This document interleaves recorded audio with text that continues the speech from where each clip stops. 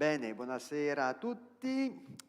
Quindi siamo per l'ultima parte di questo convegno e ho il piacere di presentarvi Fra John Chrysostom Koslowski, membro della provincia San Giuseppe degli Stati Uniti, che insegna il diritto canonico alla Dominican House of Studies a Washington e ha ottenuto il dottorato di diritto canonico alla facoltà di diritto canonico della Catholic University of Washington e ha pubblicato numerosi articoli nella rivista The Jurist e recentemente nella rivista Angelicum, e allora potrete vedere il mio accento inglese, Initial Reflections on the Derogations of Cohorans and their Impact of the Nuns of the Order of Preachers nel 2018. È anche maestro degli studenti della sua provincia a Washington. Vi lascio la parola. Grazie. Thank you, Brother Felipe.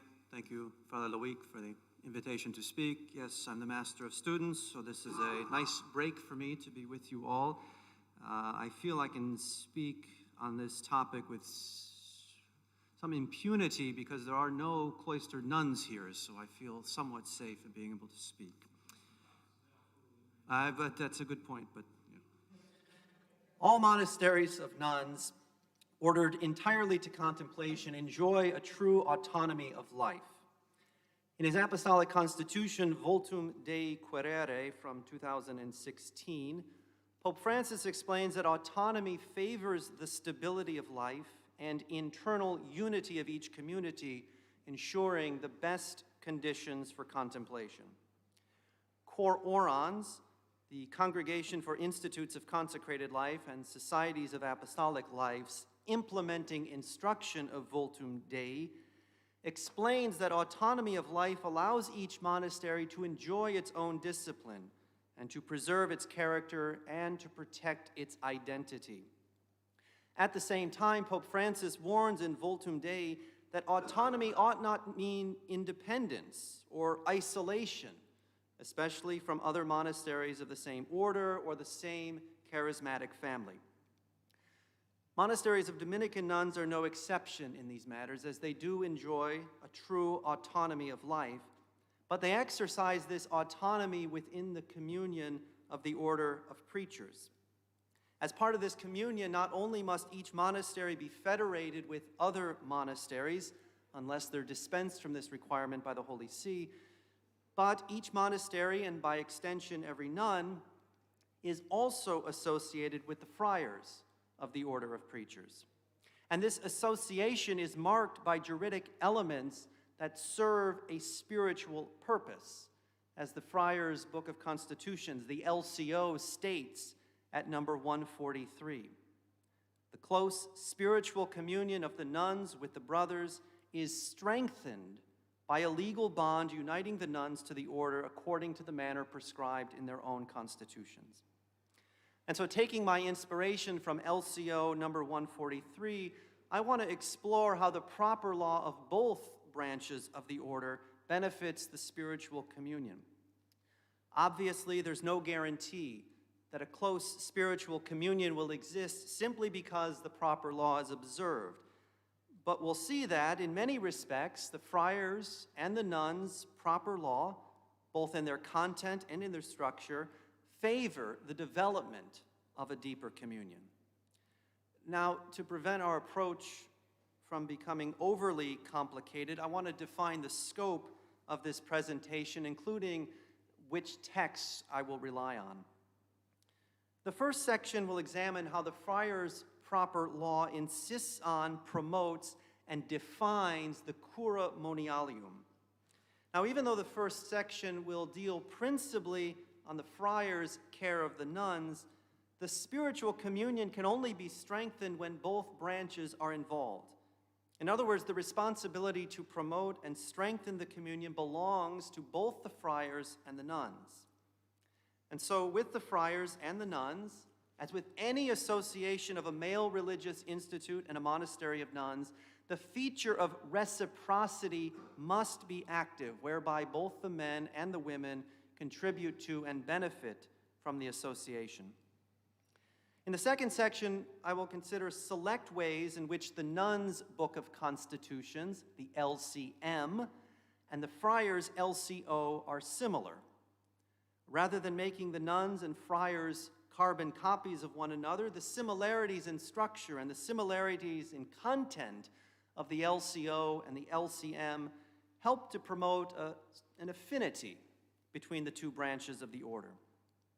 The third section will consider the friars' vigilance over the nuns, with a particular focus on how the nuns are subject to the governance of the master of the order and the general chapter, as this is defined in the Friars' LCO and the Nuns' LCM.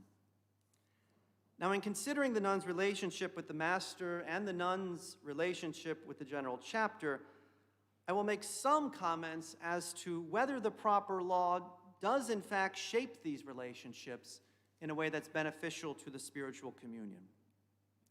Now, to keep this presentation focused on the present state of affairs, I will use these texts to examine the three topics I just mentioned. The 1987 LCM, the 2021 version of the LCO, and acta from general chapters held since the promulgation of the LCM in 1987, the first of which was in Oakland in 1989. Now, a big caveat is in order.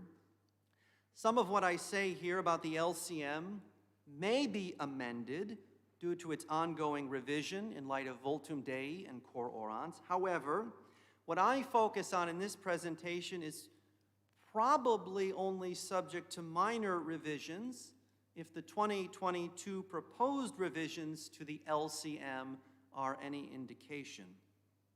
Admittedly, Section 3's treatment of the friars' vigilance of the nuns would be far more complete if it considered the regular superior who enjoys additional constitutional powers, but the proposed revisions of the LCM indicate that significant changes will be made to the scope of his vigilance, so it's not opportune to consider that figure here. I suspect Sister Delphina will be doing that later on this afternoon. Our primary concern is the proper law, but any assessment of whether the jus vigens serves the spiritual communion of the friars and the nuns cannot ignore the fact that they share one founder.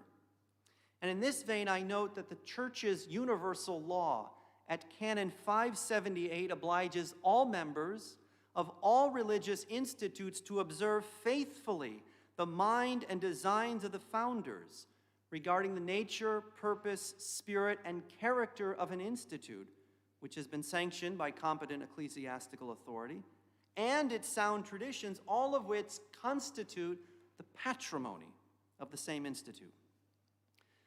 We can uncover, I think, some insights into Saint Dominic's mind and designs for the relationship of the friar and nuns by considering his dealings with the Pruy, Madrid, and Rome foundations. And with that information in the background, we can assess whether certain aspects of the proper law today remain in accord with the mind and designs of St. Dominic and are thereby advantageous to the spiritual communion of the friars and the nuns. So the first section, the friars in the Cura Monialium. St. Dominic assisted with founding the women's community at Pruy in 1206, and he founded those at Madrid in 1218 and in Rome in 1221. Now, although these communities were established for different reasons and under different circumstances, it's evident that St. Dominic launched the Friars' Cura Monialium. Edward Tracy Brett explains that, quote, St. Dominic personally instituted his Friars' Cura Mulierum when he assisted Bishop Diego in founding the community at Pruy as a haven for female converts from the Albigensian heresy. This cura was offered even when St. Dominic was no longer on the scene. Dominic not only founded communities of women, but he also provided care for them, either personally or through his friars.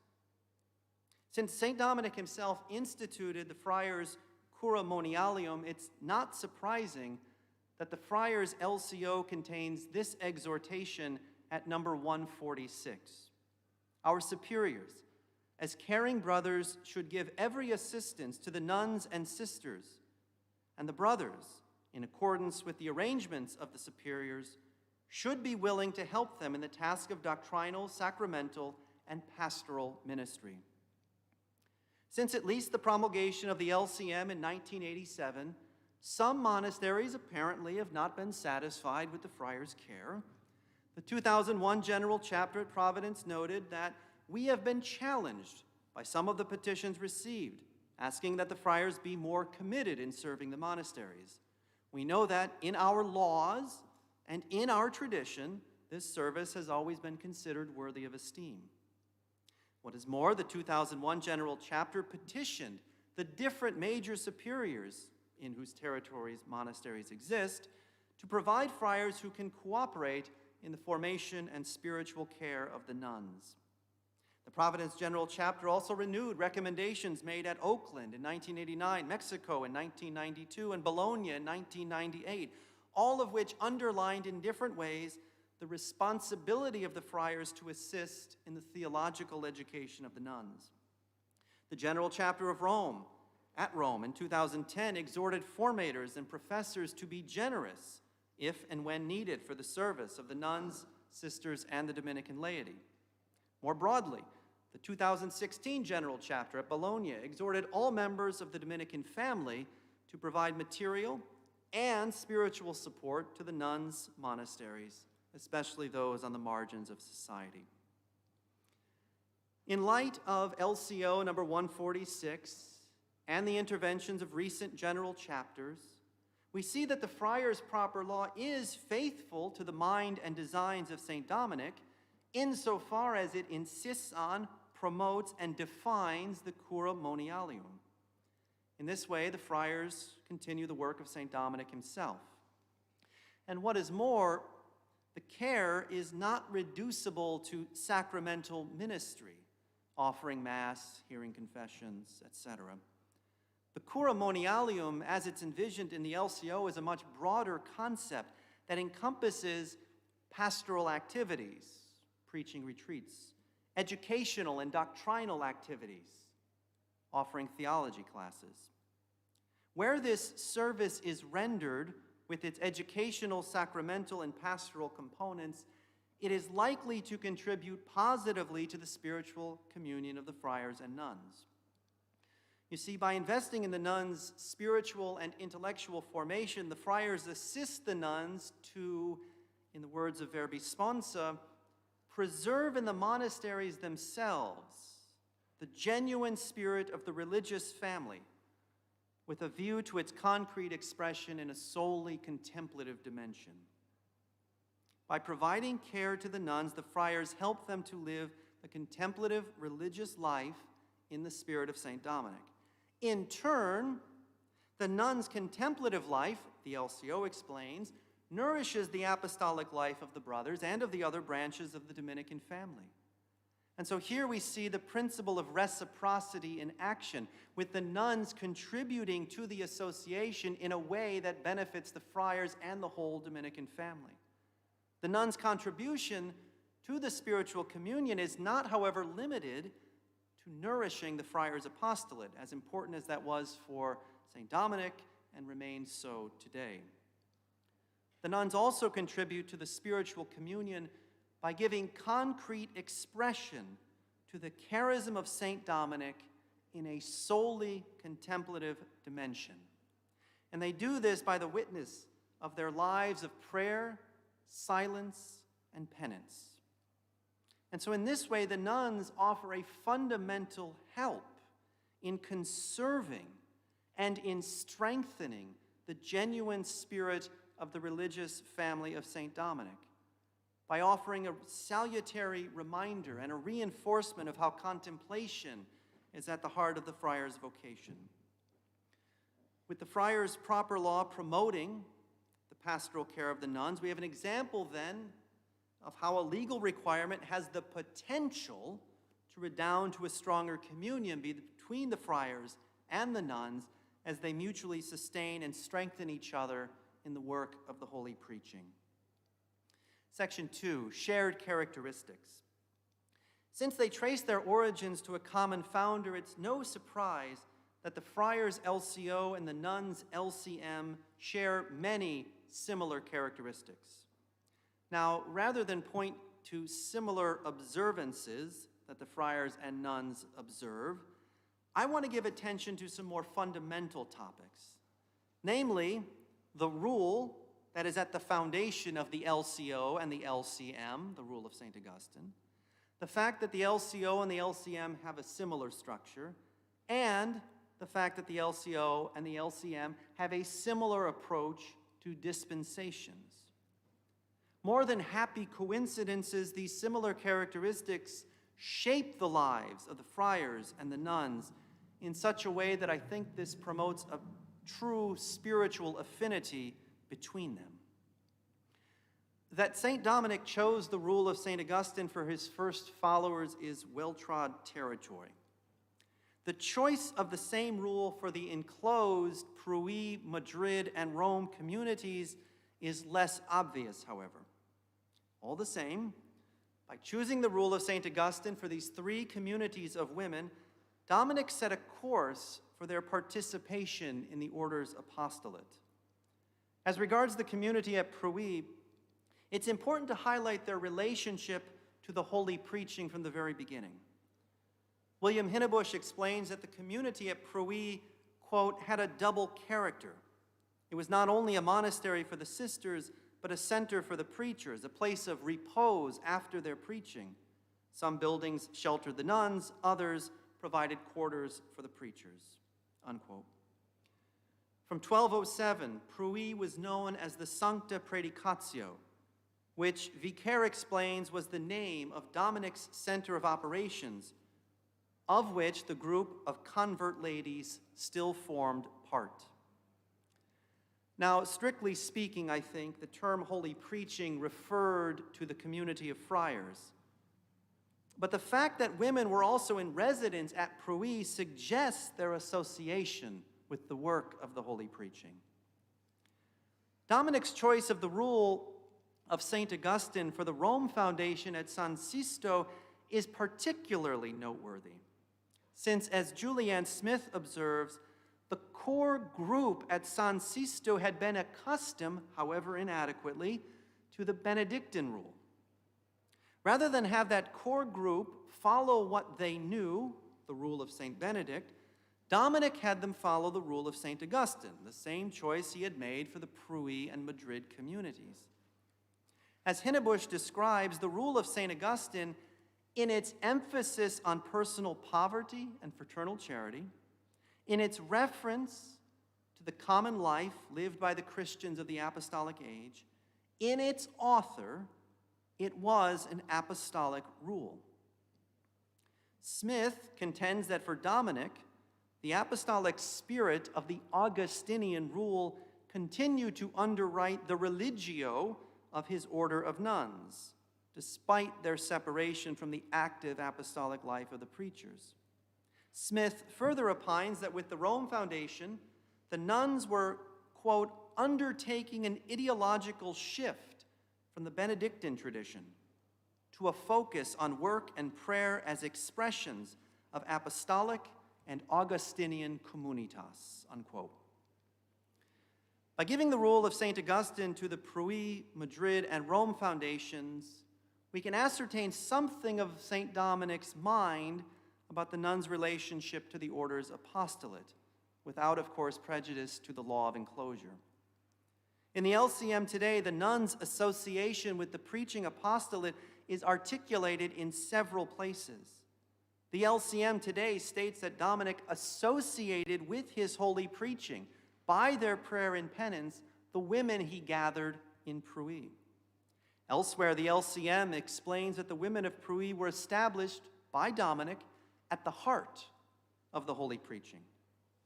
The LCM also states that although the friars fulfill their vocation primarily by preaching, the nuns, while commissioned by God primarily for prayer, are not for that reason excluded from the ministry of the word. In this vein, the LCM explains that the nuns listen to the word, celebrate it and keep it in their hearts, and in this way proclaim the gospel of God, by the example of their life.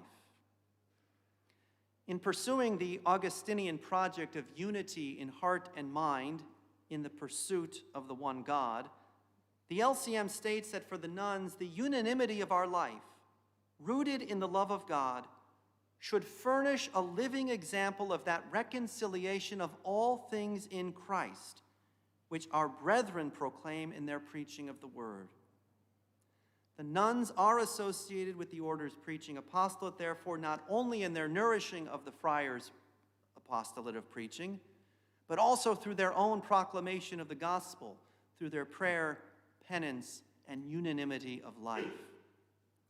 The fact that the rule of St. Augustine is at the foundation of the friars' LCO and the nuns' LCM speaks, I think, to the apostolic spirit that is supposed to animate how both branches live out the charism of St. Dominic.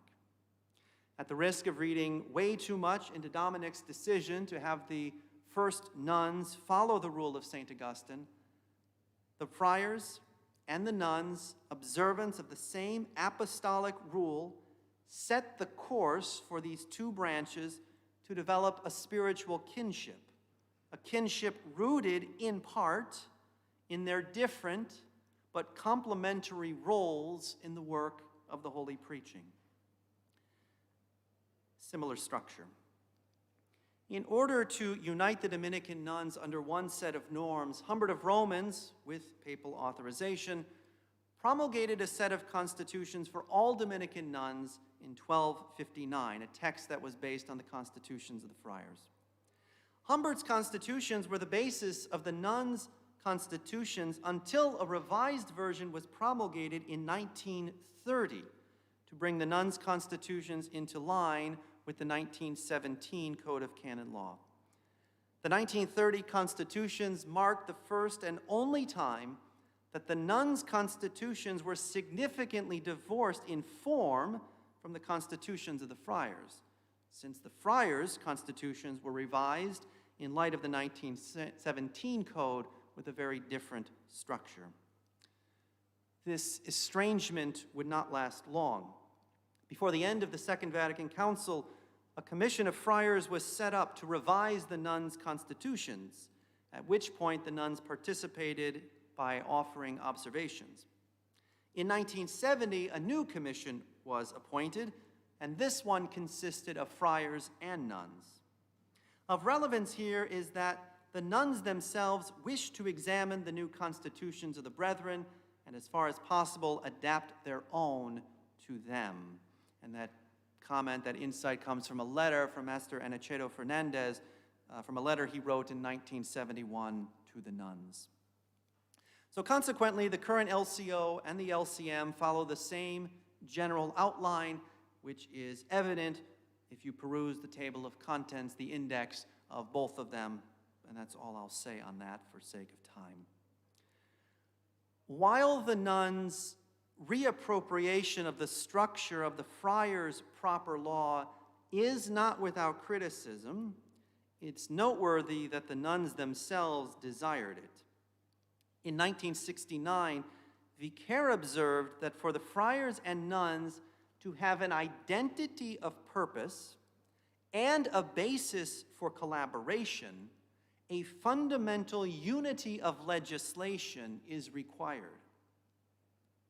As regards a connection between the similar structure and its service to the spiritual communion, it perhaps can be said that the similarity promotes similarly organized lives by which the friars and nuns live out the charism of St. Dominic in different, albeit complementary ways. Dispensations. Dispensations have had an important place in the friars' constitutions from the very beginning of the order. In this regard, Hinnebusch commented that Dominic, quote, incorporated dispensations as an integral part of the constitutions, not so much for the sake of the friar as for the better achievement of the high purpose of the order. In other words, the letter of the law cannot hamper the order's great objectives. And so, Hinnebusch continues, dispensations became the keystone, holding the elements of Dominic's religious structure in a nice balance. imparting a flexibility that has kept the order responsive to the needs of the church through the greater part of a millennium. Vicaire described dispensations as the most notable of the transformations which Dominic and his brethren imposed on regular tradition to adapt it to the ministry of preaching. While the superior's broad dispensing power has been a part of the friars' proper law from the very beginning, it's present in the primitive constitutions, it may be surprising that this has been equally true for the nuns. LCM number 188 summarizes the matter this way. From the beginning of the order, some power of dispensation has been expressly granted to superiors of both friars and nuns, not to relax regular observance, but rather so that the end of the order might be better attained. Of course, to meet the end of the order better is not the only reason to grant a dispensation. Poor health would be a reason to dispense. At the same time, the notion of better attaining the end of the order should not be so narrowly interpreted that dispensations truly become exceptional. Dispensing a friar from some observance can serve to attain better the end of the order in any number of ways, giving the friar the freedom to study, the freedom to preach, the freedom to engage in the care of souls. For a nun, perhaps, a dispensation from the observance of enclosure or some other observance can make it possible for her to complete a project entrusted to her by the master of the order or her prioress, or make it possible for her to attend a meeting, a federation meeting, a general chapter, a theological formation program. Dispensations free the friars and the nuns from some observance, an observance that is proper to their respective states of life, for the sake of better fulfilling the work of the holy preaching. The place of dispensations in the friars' and nuns' proper law also has a didactic value which should shape the friars' and the nuns' approach to regular observance. In short, regular observance is not an end in itself. If that happens, the membership can end up, as Simon Tugwell put it, bypassing the need for genuine inner conversion and becoming a substitute for charity. With their shared approach to the purpose of dispensations, the friars and the nuns' proper law promote a spiritual kinship, since for both branches, regular observance is positioned as but one component of the holy preaching. The friars' vigilance of the nuns, section 3. In the previous two sections, it was proposed that the proper law of the friars and the nuns favors the development of the spiritual communion. In this section, I will consider the master of the order's vigilance and the general chapter's vigilance of the nuns, highlighting in particular the jurisdiction that they exercise over the nuns, with the understanding that jurisdiction, governance, is but one facet of vigilance. However, before turning to the present state of affairs, it's important, I think, to root ourselves once again in the mind and designs of St. Dominic. Without question, the basis of the friars' vigilance of the nuns can be traced to St. Dominic's dealings with the Pruy, Madrid, and Rome foundations. One way St. Dominic exercised vigilance was through the exercise of authority, jurisdiction, which he did, for example, by requiring the early female communities to observe enclosure. While the Pruy and Madrid communities were not founded as enclosed communities, at some point they were required to be enclosed. The Rome community at San Sisto was, on the other hand, founded as an enclosed monastery. The LCM states that the enclosure was, quote, chosen for the nuns by the Most Holy Patriarch from the beginning of the order. Although greatly oversimplifying the matter, that statement from the LCM does contain an important truth. Since the rule of St. Augustine does not require enclosure, Dominic's personal insistence on it can be seen as part of his design for the nuns' way of life. Dominic also exercised authority over the Madrid and Rome communities in other ways.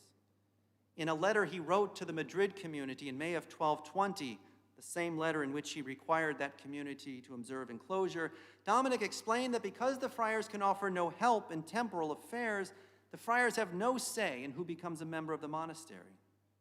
Additionally, Dominic entrusted the Madrid community to the care of his brother, Manes, giving Manes the power to correct and visit the nuns, and if even necessary, to remove the prioress from office, provided a majority of the nuns agree.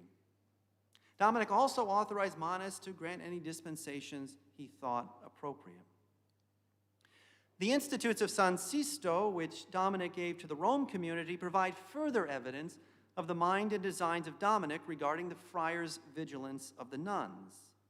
While the earliest surviving version of the Institutes is from 1232, Smith observes that it's possible that the 1232 text had represented a version that had been refined since 1220. Consequently, the manner in which the 1232 text of the Institutes articulates the friars' vigilance of the nuns possibly reveals something of Dominic's mind on this matter. As related to the friars' vigilance, the Institutes contain the following norms. The monastery's officials were to give a report to the prior or master general twice a year, or more frequently if required, of the monastery's revenues and expenses. The male superior had the power to remove the bursar of the nuns when he saw fit. The nuns' internal bursars exercised their office according to the counsel of the prior or prioress. And the election of the prioress was to be confirmed by the master general, who also possessed the authority to remove her from office. And so just to skip forward to talk about the friars' vigilance today. As it was in the 13th century, the friars' vigilance of the nuns is not intended as an instrument of control or oppression. Rather, it is, I believe, an enduring expression of St. Dominic's personal solicitude for the nuns. And so this section on the friars' vigilance over the nuns today will first consider how the LCM and the LCO delimit the master of the orders and the general chapter's vigilance of the nuns. To be very clear, it's not the job of the master of the order or the general chapter to direct and control the daily life of the nuns. Rather, it's the master's responsibility and the general chapter's responsibility in their vigilance to assist the nuns to remain faithful to their patrimony while they continue to renew their life. After considering in very broad strokes the vigilance of the master of the order and the general chapter, I'll then highlight two ways that this vigilance is carried out in collaboration with the nuns. From the earliest days, the nuns' profession formula, like the friars, has included a profession of obedience to the master of the order. And so the nuns, like the friars, pledge obedience to a person. One concrete instantiation of each nun's bond with the master is the LCM's provision regarding communication, which is at number 43. Regulations for sending and receiving letters are to be determined in the directories with regard for both the common good and the good of each nun. Due liberty is to be respected and personal privacy ensured, while preserving the right of the prioress to inspect letters for a grave reason. Now, in light of the 1930 constitutions of the nuns, which exempted from inspection a nun's letter to the regular superior and his vicar, and the 1259 constitutions which said that a nun could send a letter to the master without permission of the prioress, it's fitting, I think, to interpret the LCM today in such a way that a prioress cannot restrict a nun's freedom to send a letter to the master or his vicar, and that such a letter really ought not to be inspected beforehand, except in a case of grave, immediate, or mortal danger. Regarding the master's vigilance of the nuns, the LCM articulates several elements which are found on page 2 of the handout. Regarding the point about the nuns collaborating in the process of changing their constitutions, LCM 182, paragraph 2 explains that individual monasteries, as well as federations, can present to the master of the order, or can present petitions to the master of the order for changes to be made in the Book of Constitutions. When the master of the order has decided which petitions are to be retained, he presents them for the vote of all the monasteries. After weighing the results, he then submits suitable changes to the Holy See for approval and sees to the inclusion of the approved changes in the Book of Constitutions. The master, therefore, in virtue of the vow of obedience and in virtue of the authority ascribed to him in the nun's proper law, can significantly affect how the nuns live out the charism of St. Dominic. At the same time, according to Vicaire, it is the master's ability to intervene in the legislative order that assures the nuns of the minimum of their bonds with the order. Now, since the master of the order oversees a worldwide order that includes over 5,000 friars and about 2,500 nuns, it's not humanly possible for him to devote enough time and attention to all of his duties. And so in this way, the master's curia becomes an important vehicle for exercising vigilance. Without question, there's the Procurator General. Well, there we are. We have the Promoter General of the nuns, and these two figures are very important figures in the curia for assisting the master in maintaining vigilance over the nuns. The order's highest authority, the General Chapter, also exercises vigilance over the nuns. As the highest authority, it's not surprising that the LCM says that the General Chapter can make special ordinations for the nuns. The nuns, however, are not simply passive recipients of the actions of the General Chapter. The LCO states that the nuns have a right to propose petitions and a right to propose questions to the General Chapter, and this has only been the case since this provision was introduced into the LCO by the 1968 Most General Chapter at River Forest. With this change being made in 1968 to the LCO, it's not surprising that the nuns' LCM will follow suit, which says monasteries have a right to send petitions to the General Chapter of the order. Not only do the nuns enjoy the right to submit petitions and questions to the General Chapters, the 2001 General Chapter at Providence gave 3 reasons to recommend the continued presence and participation of nuns at General Chapters. I don't have time to get into those 3 reasons, but after citing the reasons, the Providence Acta comment in continuity with the General Chapter at Bologna that the number of nuns at a General Chapter ought not to exceed 10.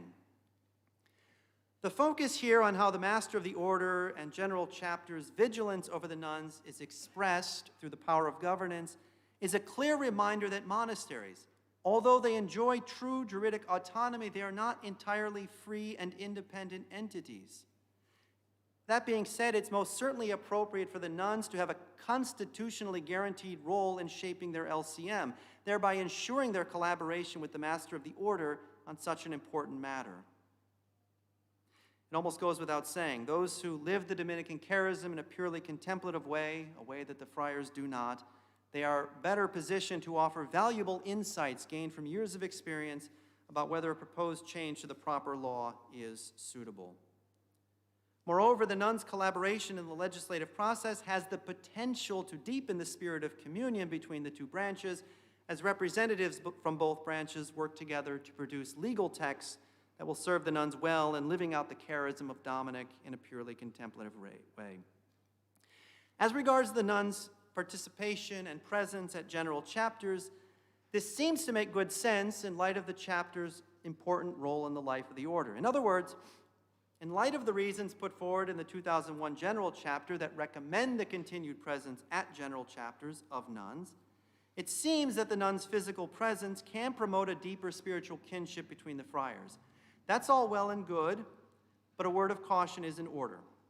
Speaking more generally about all nuns, Claudio Durigetto observes that there's a tendency to require the participation of nuns at various events, and that to justify their inclusion, appeals are made to communion and the spirituality of communion, as if these were magical expressions that make every initiative legitimate.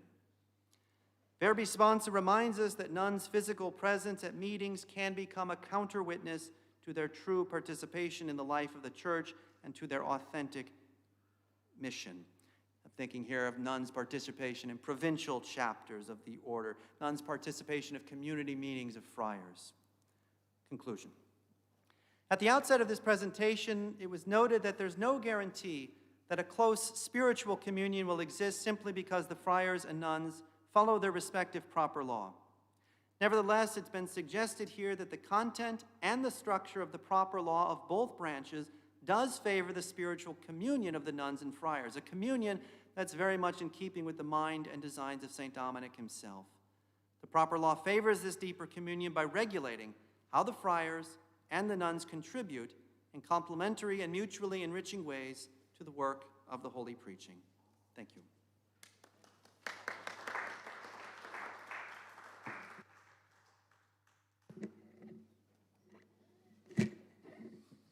Thank you very much, grazie per aver rispettato ad unguem l'orario e quindi continuiamo adesso riguardo al diritto dell'ordine con le monache, quindi dopo aver sottolineato questo legame fra i frati e le monache, questo ordine, adesso dobbiamo ascoltare Sor Delfina Moral riguardo all'adeguazione delle costituzioni delle monache dell'ordine dei predicatori alla legislazione canonica vigente.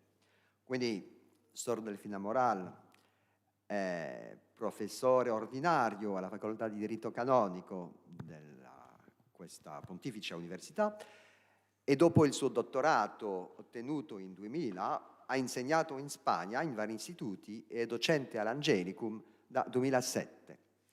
Ha pubblicato molti articoli sul diritto della vita consacrata e più libri di diritto canonico e specialmente l'ultimo, Il popolo di Dio nel codice di diritto canonico, che è un commentario ai canoni 204 a 223 e 298 a 329. Dal 2020 fa parte della Commissione per la revisione del libro delle Costituzioni delle monache domenicane. È anche vicaria generale e maestra delle novizie della sua congregazione delle sue missionarie di San Domenico. Quindi vi lascio la parola. Grazie. Grazie mille Filippo per la presentazione, soltanto chiarire che non sono più maestra delle novizie. Grazie a Dio non sono più maestra. Dio è buonissimo, è santo. Bene, il titolo del mio intervento è l'adeguamento delle costituzioni delle monache dell'ordine dei predicatori alla legislazione canonica vigente. Ci siamo soffermati sul libro delle costituzioni delle monache, consapevoli che il diritto comune, il diritto proprio, è molto più ampio, ma ci siamo soffermati proprio sul libro delle costituzioni perché il testo normato comune a tutti i monasteri e monache domenicane. Non vorrei ripetere quello che è stato appena detto, quindi salterò alcuni brani. Ho sviluppato questa relazione dal seguente schema. Comincerò con una premessa per contestualizzare l'argomento e poi ho diviso la relazione in 3 parti. Nella prima parlerò degli interventi magisteriali di Papa Francesco sulla vita contemplativa femminile, in concreto la Vultum dei Quereri e la Cororans. La seconda parte la dedicherò alla peculiarità dell'appartenenza delle monache all'ordine dei predicatori. E infine il rinnovamento normativo del libro delle Costituzioni delle monache. Comincio subito con la premessa. Nel corso della storia, la Chiesa ha continuamente manifestato una grande stima per la vita contemplativa femminile, riconoscendole un posto eminente nel corpo mistico di Cristo, giungendola a definire suo proprio cuore orante. Benché il magistero conciliare e pontificio della Chiesa abbia accompagnato e sostenuto la vita contemplativa femminile lungo i secoli, è doveroso rilevare in questi ultimi anni un'evidente cura da parte della Santa Sede verso questa particolare porzione del popolo di Dio. Una tale attenzione si è concretizzata nei vari documenti magisteriali ordinati a rinnovare la vita contemplativa e ad aiutare le monache a raggiungere il fine proprio della loro specifica vocazione. Negli ultimi decenni si è osservato nei monasteri delle monache che, sebbene da un lato non manchino monasteri floridi di vocazioni e monasteri di nuova eresione, come è il caso in America Latina, in Tanzania, nella Corea del Sud, in India, nelle isole Filippine, dove si constata una crescita numerica sia di monache, sia di religiose, sia di fondazioni. Allora, nonostante questo, che è dovuto soprattutto, penso alla grave crisi vocazionale che c'è non soltanto a livello di monache, pure di religiosi e delle religiose, nonostante questa crescita c'è stata pure un indebolimento e un impoverimento delle comunità contemplative. Vorrei citare a modo di esempio la Spagna. La Spagna è uno dei paesi con la maggior presenza di monasteri. In Spagna si registra mediamente una soppressione al mese di monasteri e si stima che circa i 2/3 dei monasteri siano a rischio di chiusura. E questo sì è dovuto soprattutto all'invecchiamento delle comunità, alla grave crisi vocazionale, alla soppressione dei monasteri e ora dopo questi documenti magisteriali ancora di più. Tutti questi fattori hanno anche avuto impatto sulla qualità della formazione e di conseguenza sulla qualità della vita dei loro membri. In effetti ci sono dei monasteri che non hanno più un'autonomia di vita, che non sono più in grado di condurre una vita dignitosa. Dall'altro canto, l'autonomia giuridica, di cui godono tutti questi monasteri sui iuris, è diventata una fonte di problemi e a volte anche un ostacolo per poter intervenire dall'esterno, per prestare aiuto e cercare una soluzione ai diversi problemi. Dobbiamo evidenziare che ci sono appena state alcune innovazioni in merito da parte del Codex dell'83 e dei documenti conciliari. Occorre pertanto un rinnovamento che tenga conto del nuovo contesto ecclesiale e delle mutate condizioni socioculturali che necessariamente influiscono sulla vita dei monasteri e dei loro membri. Tutti questi fattori e la mancanza di una specifica legislazione che indichino come intervenire hanno reclamato la messa a disposizione di uno strumento giuridico per aiutare gli interessati ad affrontare queste situazioni.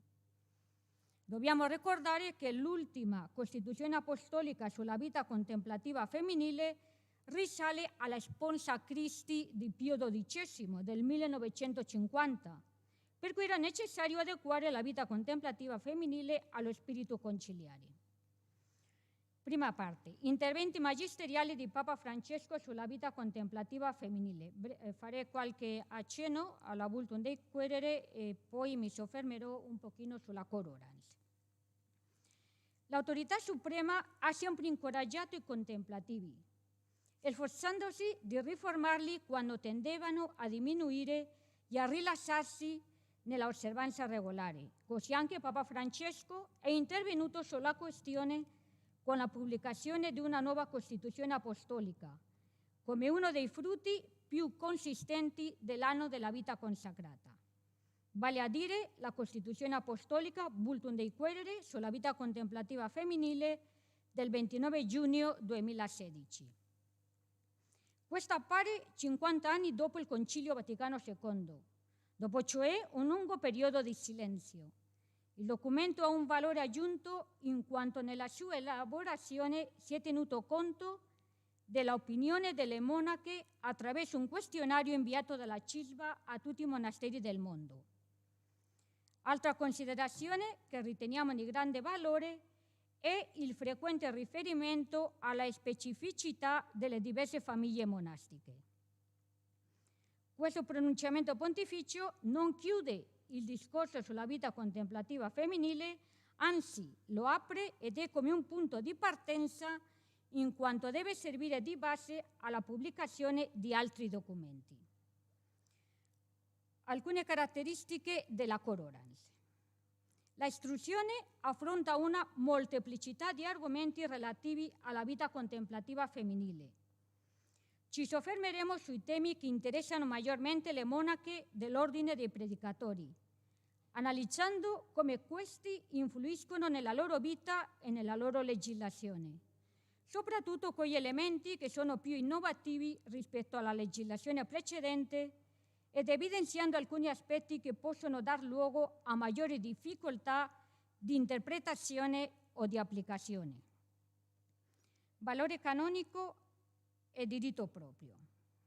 La Corollans si presenta come una istruzione, termine che sembra rimandare al canone 34, paragrafo primo.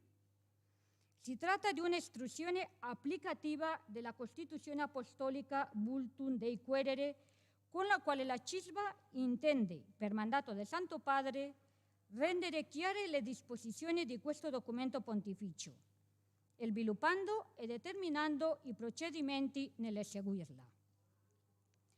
Una cosa che va sottolineata è che l'istruzione Corollans è peculiare, già che nonostante quanto stabilisce il canone 34, paragrafo 2, cioè i dispositivi delle istruzioni non derogano alle leggi, fine della citazione, la summenzionata istruzione deroga in molti punti alle leggi in vigore.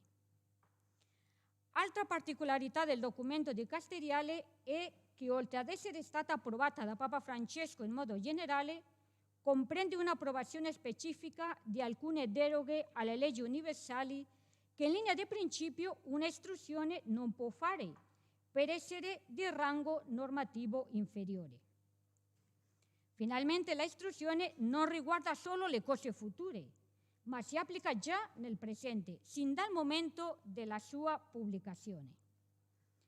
Possiamo affermare che l'istruzione è una novità nella continuità, in quanto la Costituzione Apostolica precedente, cioè la Sponsa Christi, non è stata abrogata, ma come espressamente si afferma nell'introduzione della istruzione, solo derogata in alcuni dei suoi punti, nei suoi articoli dispositivo-normativi. Di conseguenza, i due documenti pontifici sono da ritenersi come normativa in vigore, poiché entrambe le Costituzioni apostoliche devono essere lette da un punto di vista spirituale, teologico e giuridico, dando adito ad incertezze in ordine a ciò che vige e ciò che è derogato, creando così problemi nella loro applicazione. Per quanto riguarda il diritto proprio, la CISBA ha espressamente dichiarato che i monasteri devono seguire quanto è stabilito dalle Costituzioni di ciascun ordine, poiché, nonostante la pubblicazione di quest'ultima, le Costituzioni sono state anche approvate dalla Santa Sede, in quanto diritto proprio hanno la precedenza sulla normativa comune. La Vultum Dei Quaerere afferma semplicemente che una volta che l'istruzione viene pubblicata si dovranno adattare le Costituzioni o regole dei singoli istituti alle nuove disposizioni, sottoponendole alla Santa Sede per l'approvazione senza fissare una scadenza. In conclusione, il diritto proprio non si applica in quelle questioni che siano contrarie a quanto disposto nella Corollans. Pertanto, le disposizioni del diritto proprio, in contrasto con le norme della istruzione, vengono derogate e dovrebbero essere adattate in linea con le tradizioni dell'istituto. In quanto ai destinatari, l'ambito di applicazione della istruzione non riguarda che i monasteri di monache di rito latino ed è destinata a tutti i monasteri femminili di vita contemplativa o integralmente contemplativa, federati o non federati. Ma ogni istruzione è data a uso di quelli il cui compito è curare che le leggi siano mandate ad esecuzione e li obbligano nell'esecuzione stessa delle leggi. Quindi, anche se può sembrare un documento che si limita a un gruppo molto specifico di fedeli, cioè monache contemplative di rito latino, il documento riguarda anche coloro che hanno il dovere di aiutarle e accompagnarle a raggiungere il fine della loro specifica vocazione contemplativa, anche se in modo indiretto. Questo include anche come destinatari le autorità o i titolari di un ufficio cui compete eseguire queste disposizioni, vale a dire il vescovo diocesano, il superiore regolare, assistenti religiosi e finalmente il dicastero per la vita consacrata in qualità di autorità esecutiva superiore. Qual è la finalità di questi documenti, di questo documento Istruzione Cor Orans? Nella linea di Vultum dei Querere, il suo fine è proteggere e salvaguardare la vita contemplativa femminile attraverso il rinnovamento di alcune strutture proprie. Infine, uno scopo non trascurabile della istruzione è offrire ulteriore assistenza nel processo di rinnovamento della vita monastica, cioè colmare una lacuna legislativa che offre strumenti giuridici su come e quando intervenire nei casi in cui non siano più in grado di gestire la vita del loro monastero in tutte le sue dimensioni, a causa del calo delle vocazioni e del numero dei membri, adattando la legislazione alla vita e alle reali possibilità del monastero. Saltiamo alcune cose. Le federazioni diventano così delle strutture giuridiche cui devono obbligatoriamente aderire tutti i monasteri femminili sui iuris, salvo che non abbiano richiesto e ottenuto dalla Santa Sede speciale dispensa. Il documento Cor Orans si chiude con una conclusione che deroga 4 canoni del Codice di Rito Canonico, con l'approvazione specifica di Papa Francesco. Il canone 628, paragrafo 2 primo, il canone 638, paragrafo 4 e il canone 667, paragrafo 4. E infine, canone 686, paragrafo 2. Per quanto finora esposto, riteniamo che sia stata una buona idea aggiornare la legge della vita monastica femminile rispondendo a questioni attuali e concrete, nonostante tutte le reazioni contrarie che ci sono state da parte di tanti monasteri e di tante monache. Monsignore Carvalho, segretario della CISBA, nella presentazione della istruzione Cor Orans afferma che poiché il diritto segue la vita, con la istruzione Cor Orans si è cercato di adeguare la legislazione alla vita dei monasteri e in certi casi alle possibilità reali di questi nella osservanza della normativa propria.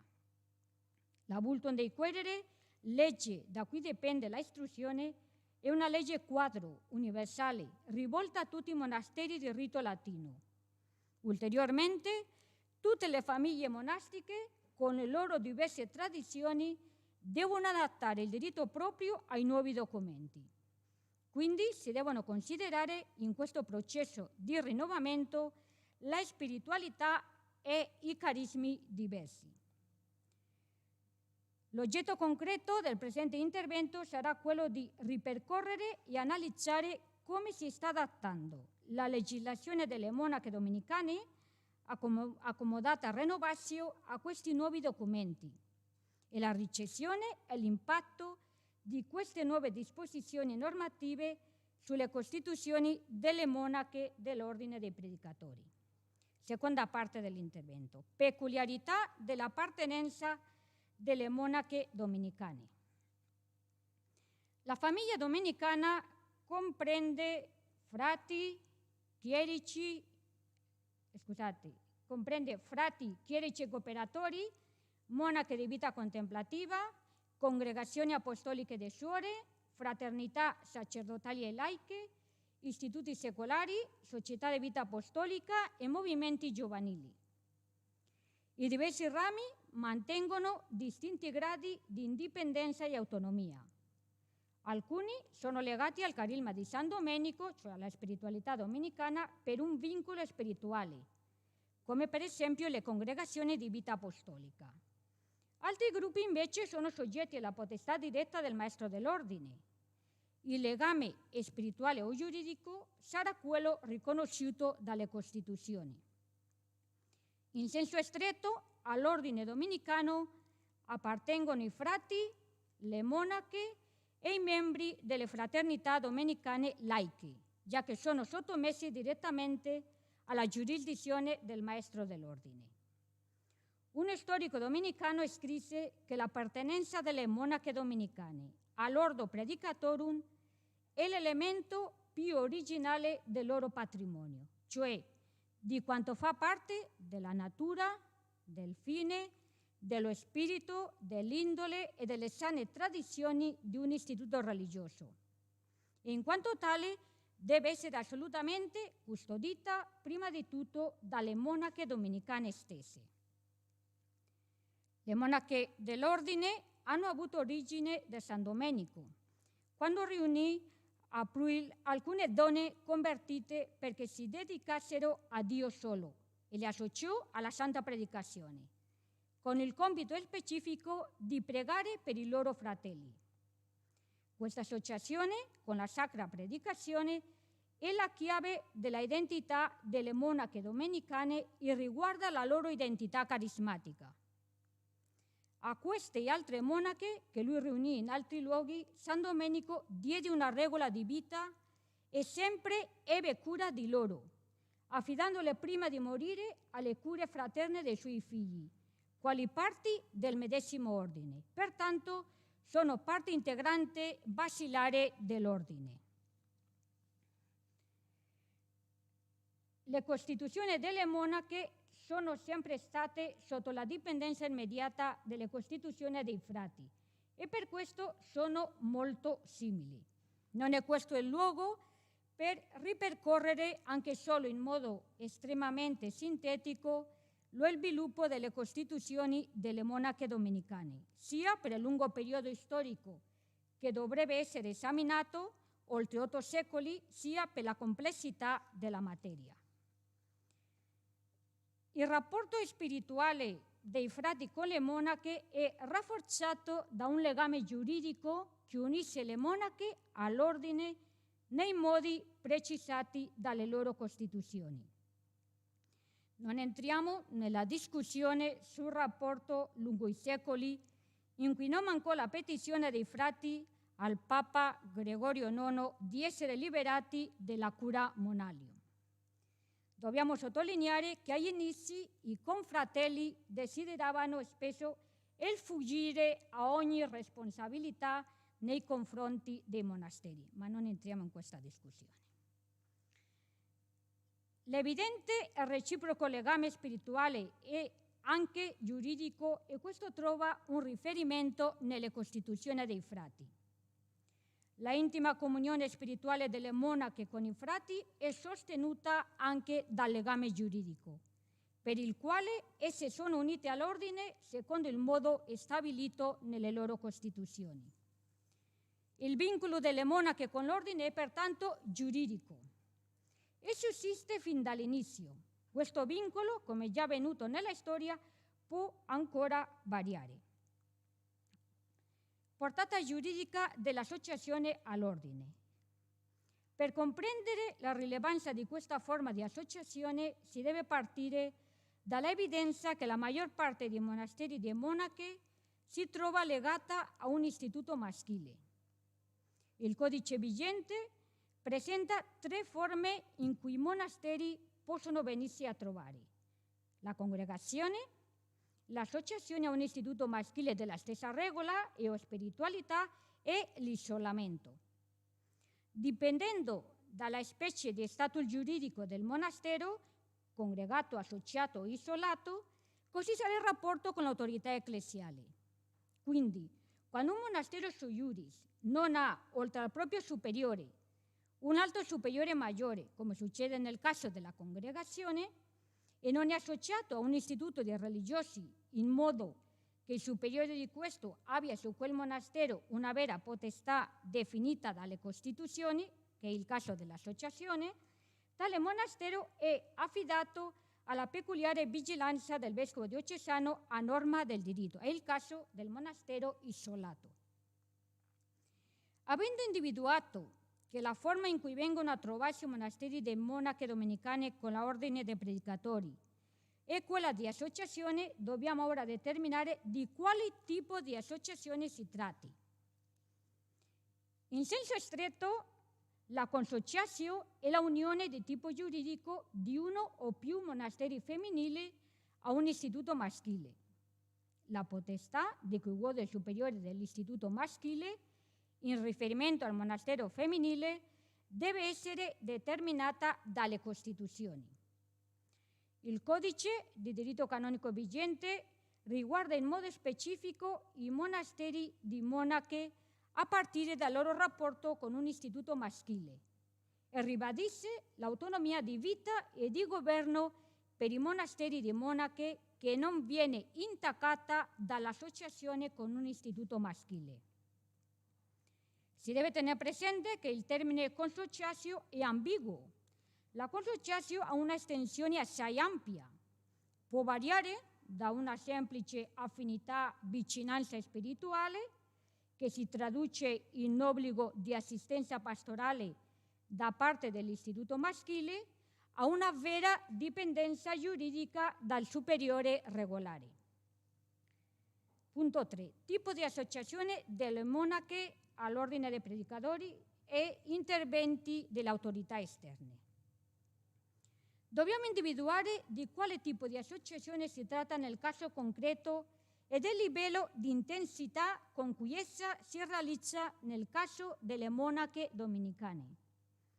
Le monache domenicane promettono obbedienza al maestro dell'ordine, secondo le loro costituzioni, e di conseguenza il maestro dell'ordine è il superiore regolare proprio e immediato di tutte le monache e di tutti i monasteri. Si può dedurre pertanto che tutti i monasteri, senza distinzioni, sono de jure associati all'ordine dei predicatori, poiché il maestro dell'ordine gode di potestà su di loro secondo la norma delle Costituzioni. Il relatore precedente ha già parlato delle competenze del maestro dell'ordine, quindi non ripeto.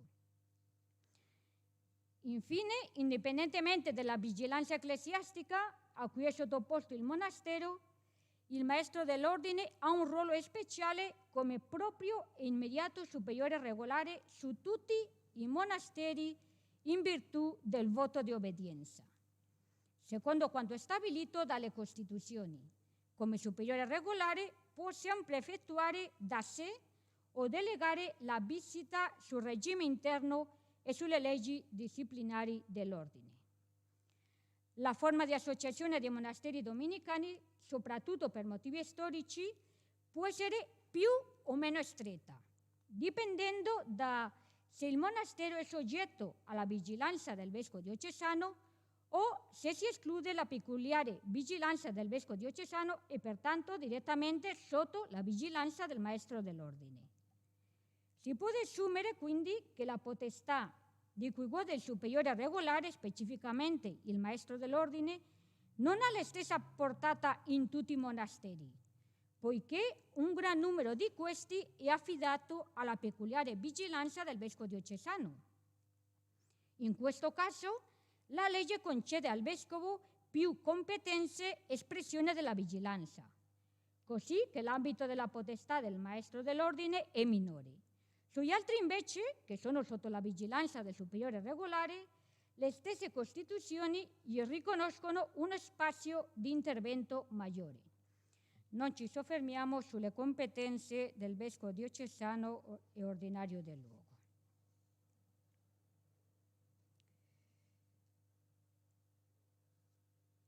Riprendiamo l'argomento sul tipo di associazione che lega le monache con l'ordine. Secondo lo schema proposto da Torres possiamo parlare di 3 tipi di associazioni: associazione spirituale giuridica e associazione giuridica. In quale tipo di associazione possiamo fare rientrare le monache domenicane? A mio avviso si tratta di un caso di associazione spirituale giuridica. Come abbiamo appena visto, non abbiamo trattato quali competenze perché sono appena state trattate dall'altro relatore, ci sono delle conseguenze giuridiche soprattutto riguardanti il ruolo e le facoltà attribuite al maestro dell'ordine. Considerato, come abbiamo avuto modo di indicare, che lui è il proprio e immediato superiore regolare di tutte le monache e di tutti i monasteri. Anche il capitolo generale, che può fare ordinazioni speciali per le monache.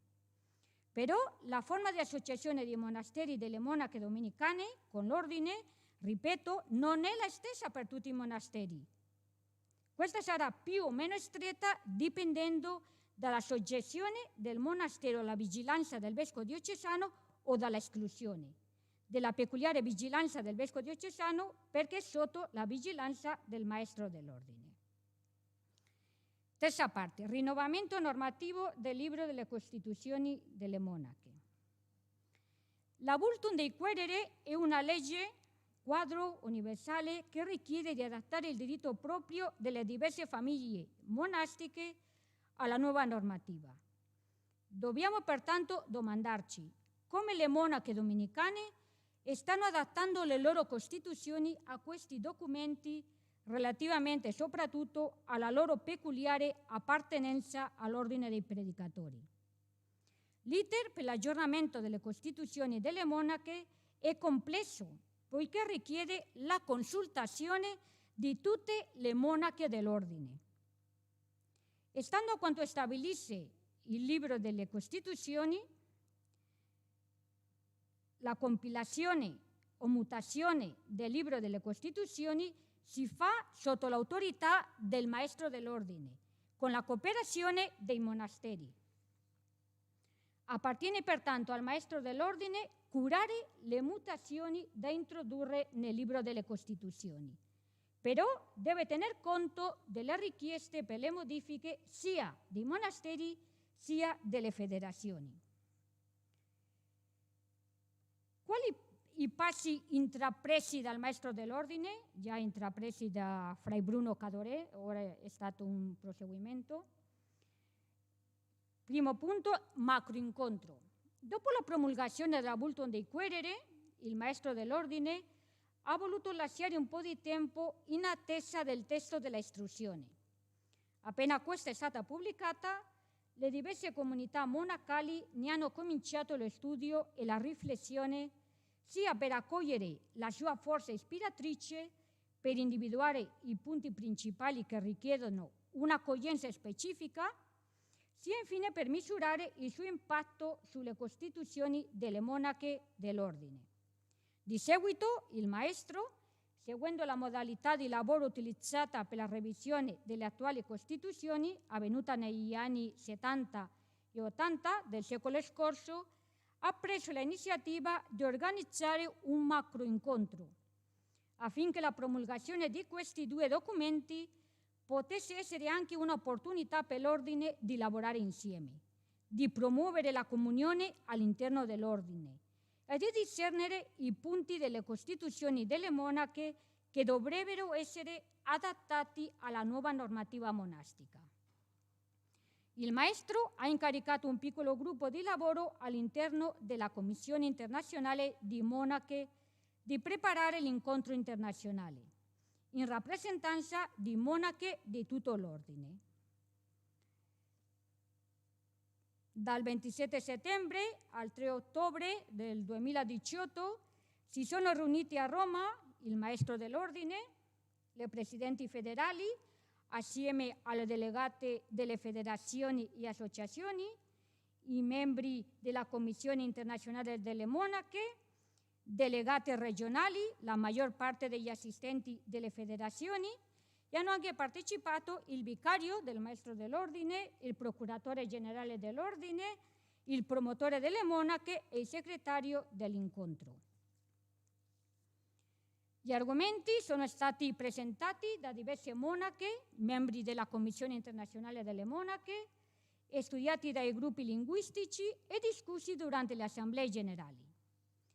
Non è certo il caso di presentare in questo contesto ciascuno dei temi che sono stati discussi, perché significherebbe dedicare un'intera giornata. Mi limiterò a esporre le questioni più importanti che sono proprie, in alcuni casi, esclusive della tradizione monastica domenicana. Il tema centrale su cui si è focalizzata gran parte dell'attenzione durante l'incontro e da cui derivano importanti conseguenze giuridiche fu quello riguardante il vincolo delle monache con il maestro dell'ordine. Si è discusso ampiamente e vi sono stati accesi dibattiti su questo argomento, senza pervenire a una unanimità di opinioni. A mio parere, il problema maggiore esistente è la confusione prevalente sull'ambito di potestà che il maestro dell'ordine può esercitare sulle monache e sui monasteri, in particolare su quelli che sono sotto la vigilanza del vescovo diocesano. Alcuni aspetti sono stati chiariti, ma ancora rimangono evidenti incertezze.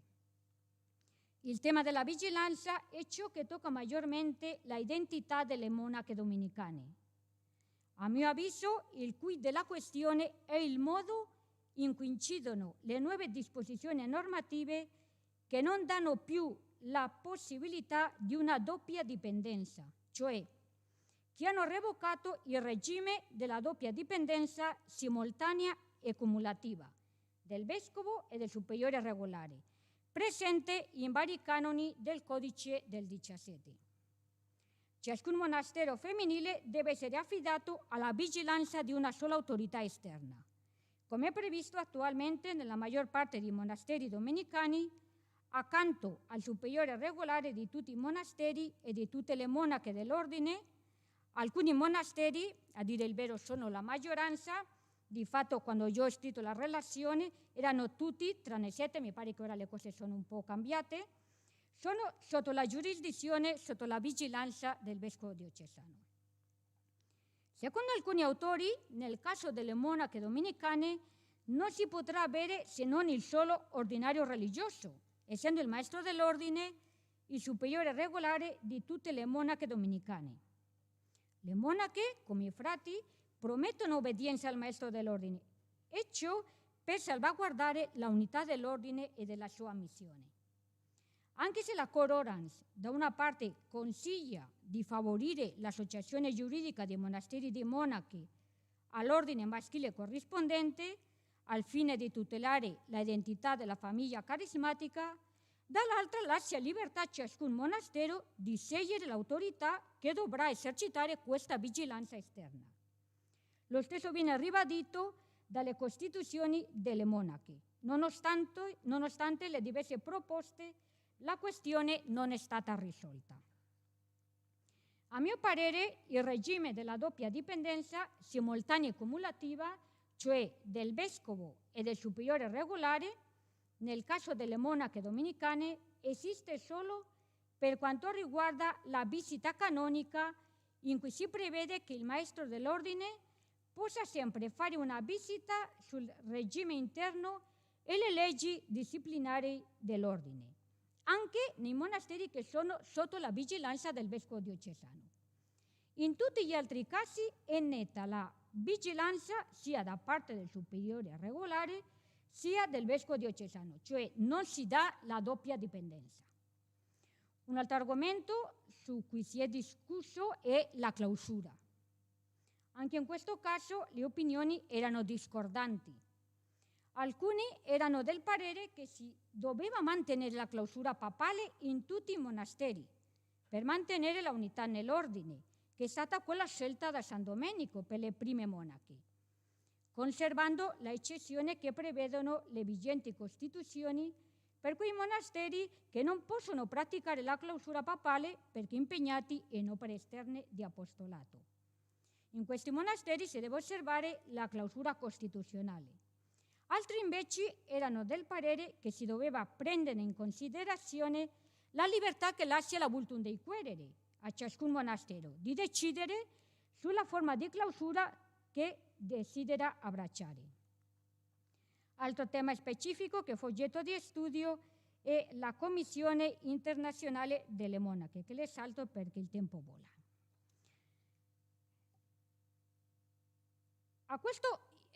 Dopo questo macro incontro dobbiamo dire che non si sono prese delle decisioni, non c'è stata nessuna decisione deliberativa, soltanto suggerimenti, proposte, ma non ci sono state deliberazioni. E all'incontro è seguito un momento di informazione e di consultazione e ancora di studio con le particolari comunità. La intenzione del maestro dell'ordine era di poter proporre, in occasione del capitolo generale dell'ordine del luglio del 2019, delle mozioni che potrebbero portare a proposte di modifica del libro delle Costituzioni delle monache o di dichiarazioni che il maestro dell'ordine potrebbe fare. Però i tempi non erano ancora maturi, non sono ancora maturi. Commissione speciale, principi ordinatori, punto 2. Una proposta emersa da questo incontro e ulteriormente molto sostenuta è stata la nomina da parte del capitolo generale di una commissione speciale per un ulteriore e approfondito studio della revisione delle Costituzioni. Il maestro dell'ordine, dando seguito a tale richiesta, il 30 gennaio, dopo aver sentito i membri della Commissione internazionale delle monache e alcuni frati esperti nell'argomento, ha nominato i membri della Commissione per la revisione del libro delle Costituzioni, composta da 6 monache e di 3 canonisti, di cui 2 frati e una suora domenicana, e il cui compito era quello di preparare un testo contenente proposte di revisione del libro delle Costituzioni, che siano necessarie tenendo conto della vultum dei querere e della istruzione cor orans, o che sembrino appropriate alla luce dell'esperienza, cioè per giungere alla stesura di una prima bozza che il maestro deve inviare a tutti i monasteri per una prima votazione. Nello svolgimento di questo compito, la Commissione dovrebbe avvalersi dei lavori del macroincontro, dei commenti delle proposte dei monasteri sul documento risultante del macroincontro, della lettera del maestro dell'ordine del 23 novembre 2018 alle monache, del lavoro della Commissione internazionale delle monache nella preparazione della revisione e dell'esperienza dei monasteri nei 3 decenni successivi alla promulgazione dell'attuale libro delle Costituzioni. Principi ordinatori dei lavori di revisione normativa. La Commissione ha seguito i seguenti principi nella trattazione, discussione ed elaborazione dei testi, molto velocemente. Il primo, una revisione minima, cioè integrare i cambiamenti richiesti dalla Costituzione Apostolica e della cor orans, e altri che fossero necessari, ma senza una riscrittura sostanziale. Forse una indicazione di questa continuità è il fatto che nelle proposte della Commissione la numerazione del libro delle Costituzioni delle monache esistente è generalmente mantenuta. B. Assicurare che il testo proposto fosse ampiamente accettabile nella diversità della vita monastica domenicana, che non è facile, che è presente in tutto il mondo, in tutti i continenti. C. Un processo trasparente per le monache, rispettando la riservatezza delle nostre discussioni e delle bozze non definitive. E D. Nella presentazione dei testi dare spiegazioni chiare, con un glossario dei termini e mantenendo, dove possibile, la terminologia con cui le monache sono già abituate. La Commissione in seguito ha distribuito i temi da studiare per gruppi linguistici.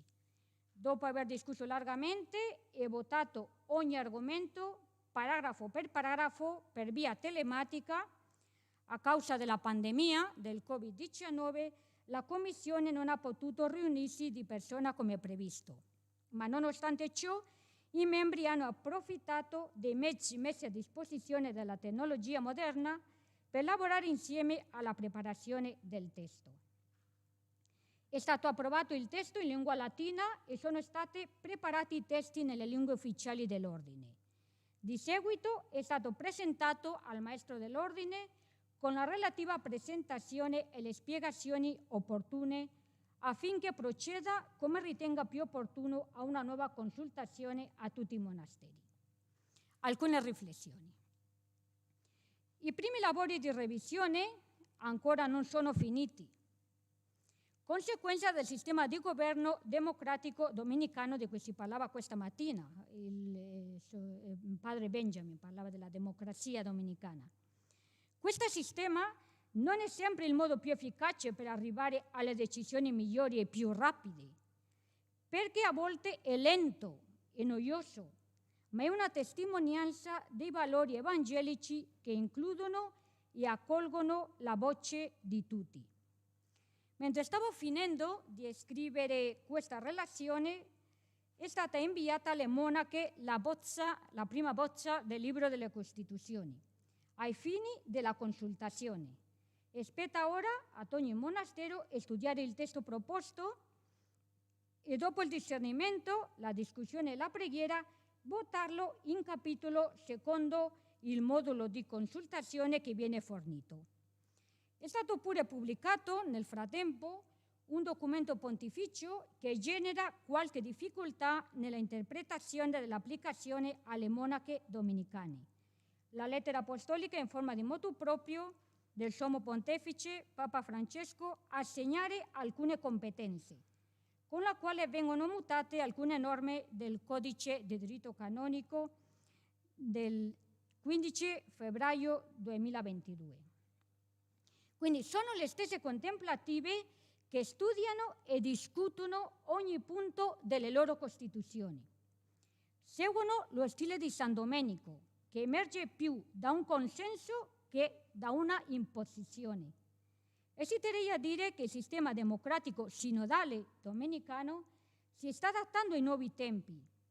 C'è un principio canonico medievale che permea lo stile di governo domenicano.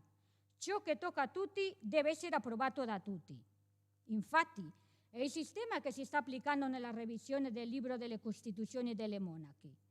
Dopo innumerevoli incontri in cui si dialoga, ci si ascolta, si discute per discernere i segni dei tempi, i modi migliori possibili per servire la missione dell'ordine della Chiesa, si cerca sempre il consenso, per quanto possibile la unanimità per alimentare la unità di mente e di cuore, perché secondo le parole di Humbert de Romans, il bene che è accettato da tutti è promosso rapidamente e facilmente. Tuttavia, una domanda ci accompagna e ci spinge attraverso queste riflessioni.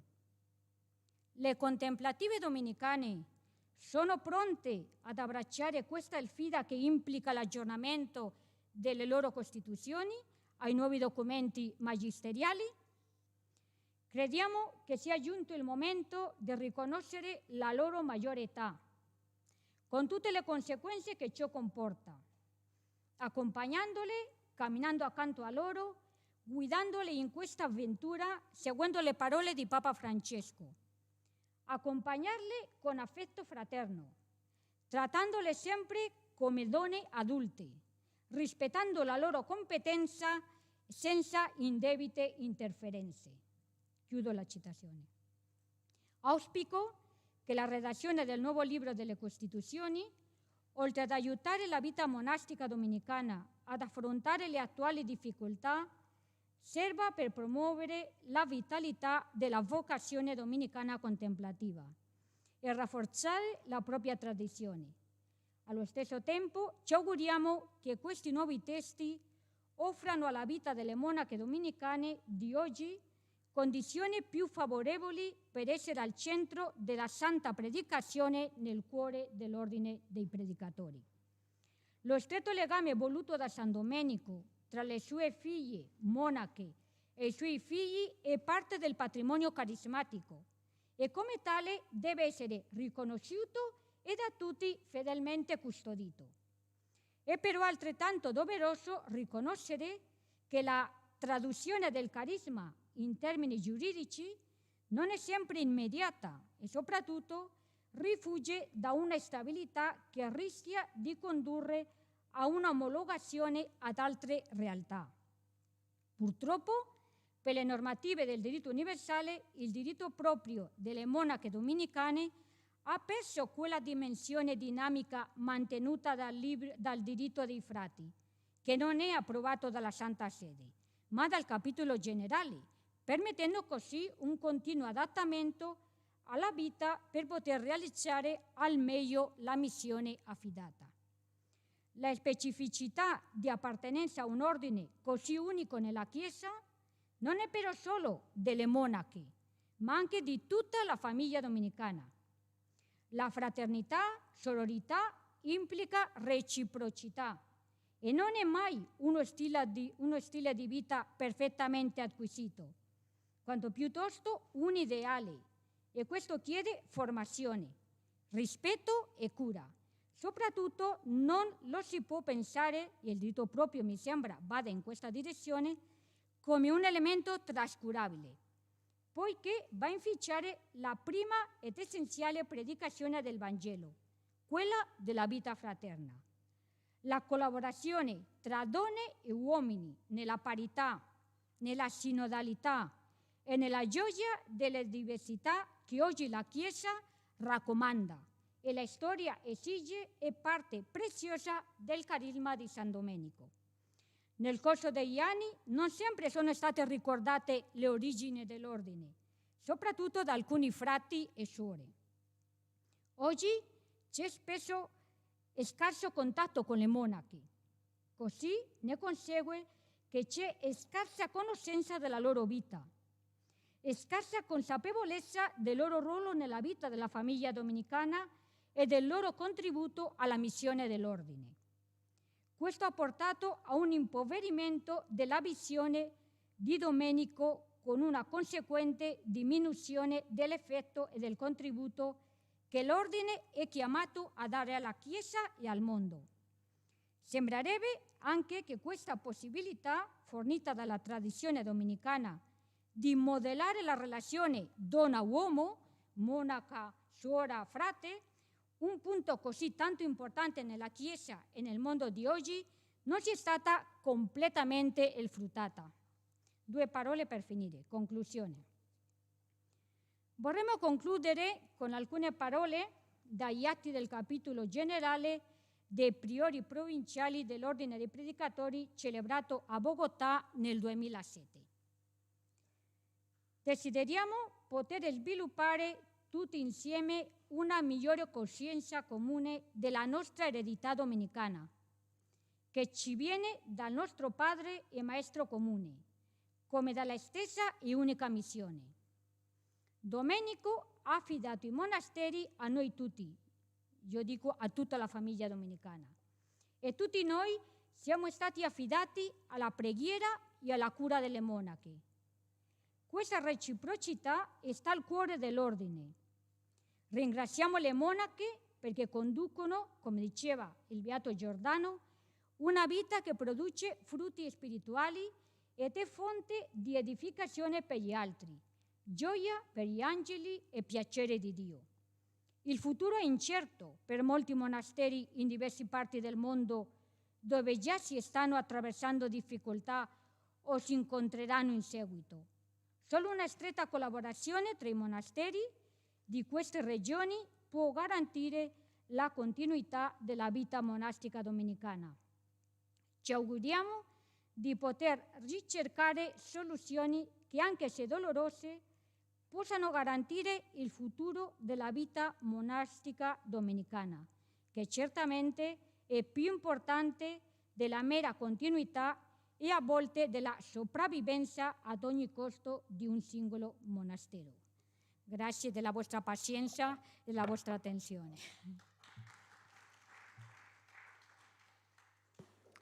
Grazie, Sor Delfina. Allora abbiamo adesso la pausa e quindi ci torniamo qua alle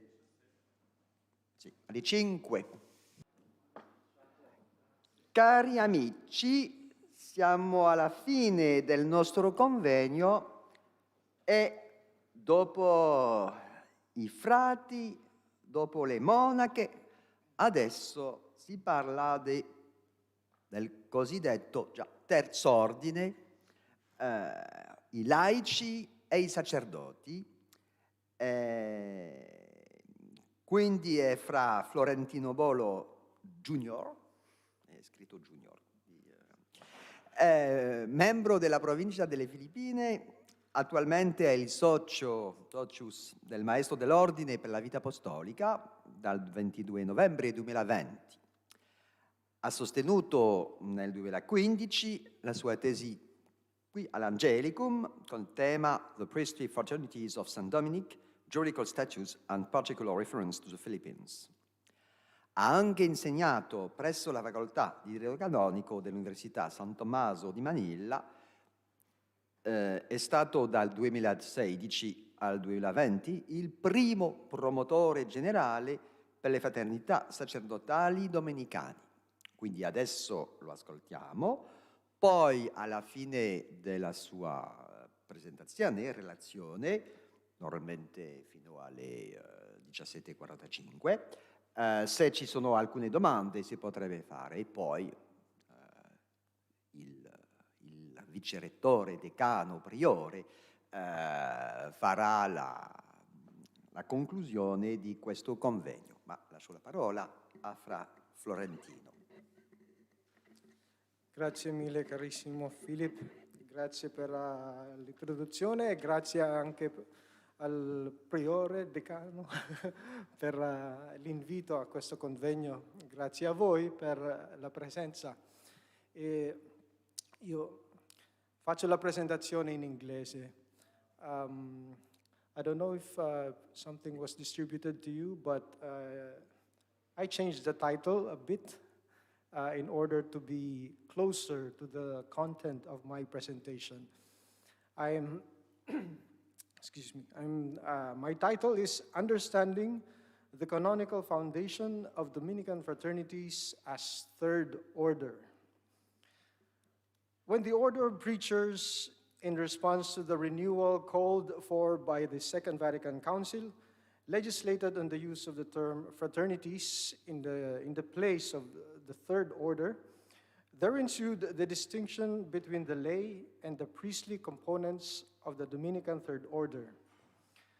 The transition was not entirely smooth, particularly concerning the status of the priests, who were somehow briefly overlooked in the early process. Today, after many general chapters that followed that of River Forest in 1968, both the lay and priestly components of the Dominican fraternities have clear sources of legislation. From the common rule of the secular Third Order of St. Dominic that was then followed by all tertiaries before the transition, there came the formulation of distinct rules and, later on, general declarations and particular directories for the laity and the secular priests of the fraternities. Even with these developments, however, there still remain instances of misconceptions concerning the canonical status of the Dominican fraternities. For instance, a common tendency is to mistake them as institutes of consecrated life. Another is to place the lay fraternities in a different canonical category from that of the priestly fraternities, even distinguishing the laity as belonging to the order and the priests as belonging to the Dominican family. What my presentation aims to achieve is to contribute to the canonical understanding of the Dominican fraternities as third order by briefly discussing the continuity in two levels of legislation. The first part shall be the continuity of the third order as an association of the faithful from the 1917 Code to the 1983 Code. The second part shall be the corresponding continuity of tertiaries in the order and the accompanying shift in its understanding from gradation to relation, thus leading to the Dominican fraternities. With a congruent continuity established by both canonical and historical elements, we substantiate the understanding of the fraternities as third order, as such enjoying a certain level of juridical relationship with the order of preachers, and whose members share in the latter's grace and mission according to their unique status as lay and secular priests. So, on to the first part, from the old to the new, the third order in the Code of Canon Law. What we now call as the third order began as a movement towards the latter part of the Middle Ages among the lay people who longed for renewal and a deeper understanding and living of the faith. This led to the birth of a form of following Christ during the 12th and 13th centuries, wherein men and women wished to imitate the early apostolic communities, living in simplicity and at times communally, and not infrequently engaged in expounding the scriptures. These and other similar groups found recognition through the Dominican orders, such that when they came under the influence of the orders founded by Francis of Assisi and Dominic of Galarruega, there emerged the respective orders of penitents, from which the tertiaries of each later developed. In the 1917 Code of Canon Law, there are three distinct kinds of associations of the Christian faithful, namely, the Third Order Seculars, the confraternities, and the pious unions. 5 canons are devoted on the Third Order Secular, which refers to persons who are in the world, who are under the moderation of a certain order, according to its spirit, working to attain Christian perfection in a secular way of life, according to rules approved for them by the Apostolic See. Those are the elements defining the Third Order Secular. Basically, the life of a member of the Third Order Secular is ordinarily lived in some place other than a religious community, whether it be a private home, a rectory, a hermitage, or whatever in the world. Tertiaries do not leave the world in the monastic sense, but they withdraw from it spiritually. Tertiaries in the 1917 Code are organized into groups which, when existing as several legitimately constituted associations, are each termed as sodality of tertiaries. The old code contained a prohibition, namely, with due regard for the privilege granted to some orders, no religious can join a third order. If a religious belonged to a third order prior to taking up vows, whether perpetual or for a time, such membership in the third order is terminated by the person's taking up of the vows. Nevertheless, when the religious is absolved from vows and returns to the world, the membership in the third order is subsequently revived. In the 1983 Code of Canon Law, however, the distinct kinds of associations found in the 1917 Code, the Third Order Seculars, confraternities, and pious unions, they were removed except for the Third Order. This meant that the existing confraternities and pious unions then were to adapt their legal framework to the new legislation regarding associations of Christ's faithful. In the new code, associations of the Christian faithful are constituted to foster a more perfect life, to promote public worship or Christian doctrine, or to exercise other works of the apostolate, such as initiatives of evangelization, works of piety or charity, and those which animate the temporal order with a Christian spirit.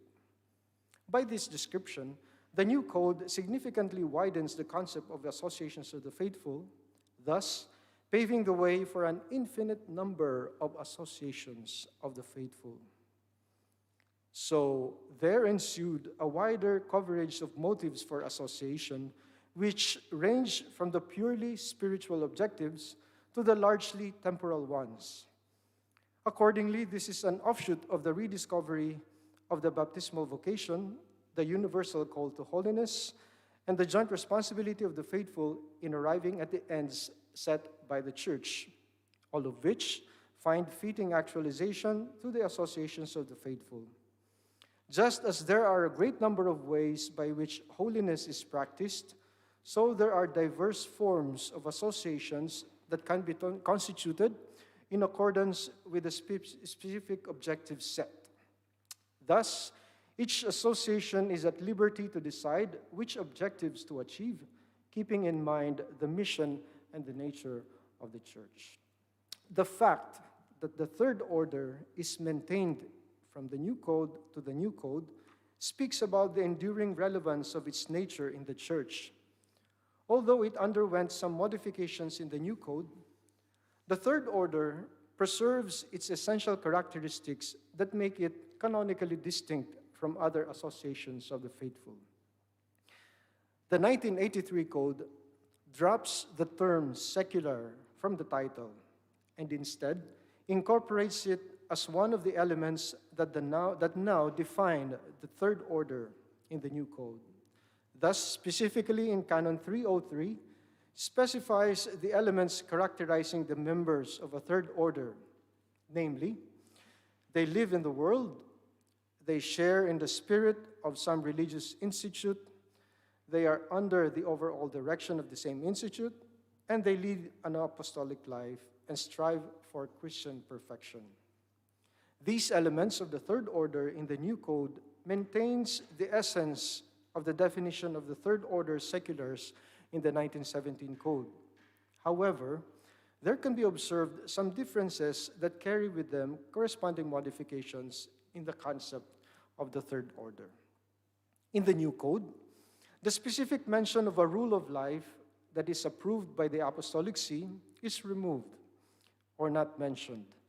Furthermore, while the old code refers to a certain order that moderates the third order secular, the present legislation mentions religious institute. Such specific mention of a religious institute consequently eliminates the possibility of third orders in secular institutes and in societies of apostolic life. Nevertheless, it broadens the application of third order from the traditionally held concept of the major religious orders to practically all religious institutes. Likewise, the canon's general reference to a religious institute opens the interpretation to include all such religious institutes, notwithstanding the diverse scope and geographical extension, namely universal, national, or diocesan. As previously mentioned, the new code repeats some of the provisions of the old code. For instance, as in the old code, it is necessary and sufficient that the person has been validly received into the third order and has not been legitimately dismissed from it, in order for such person to possess the rights and privileges of the association. The novelty is the indication of the prescripts of law and the proper statutes of the association as basis of the legitimate dismissal. The same norm of law and statutes of each association are also to be followed in the reception of members who can be enrolled in several associations. In the old code, the religious are prohibited from joining a third order, but they are conditionally allowed to join pious associations insofar as the proper superior permits. With the removal of reference to pious associations and confraternities, the new code expands the conditional permission previously applied only to pious unions. Thus, it could be said that it is now possible for the religious to seek membership in any kind of association of the faithful, maintaining, however, the requirement of consent by the superior in accordance with their proper law. This seems to indicate that as long as there is the consent of the proper superior, a member of a religious institute can be a member of any association, not excluding the third order. The point is, in fact, supported by some experts who affirm that a member of the religious institute can become a member of the third order, even of another institute, without any incompatibility, and that it would only require the prior consent of the superior. However, this is somehow problematic, not only because of the conflicts that could be expected due to a person's affiliation to diverse spiritual traditions espoused by distinct religious institutes. Even more fundamental is the Code's reference to members of the third order as those who live in the world, thus directly conflicting with the idea of a member coming from a religious institute. Thus, it does not seem reasonable that a member of a religious institute could at the same time be a member of the third order, because the religious are characterized by their separation from the world according to the end and nature of each institute. Moreover, the new code removed the particular restriction that previously prohibited multiple memberships by any person in third orders. As some authors affirm, The code grants the faithful the right to join several associations, abolishing the prohibition established in the previous code by which the same person was not able to join more than a third order. Along this line, other authors maintain the same compatibility of affiliation to third orders of different religious institutes. Accordingly, the same person can be ascribed to more than one third order of different religious institutes without any special permission. Nevertheless, religious or not, a person could be imagined to encounter the same difficulty due to an affiliation to more than one third order with distinct spiritual traditions.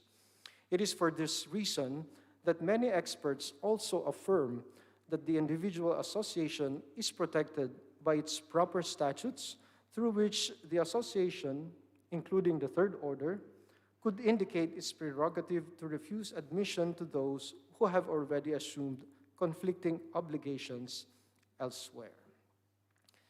Now I shall proceed to the next topic, which is the shift in the order's tradition from gradation to relation.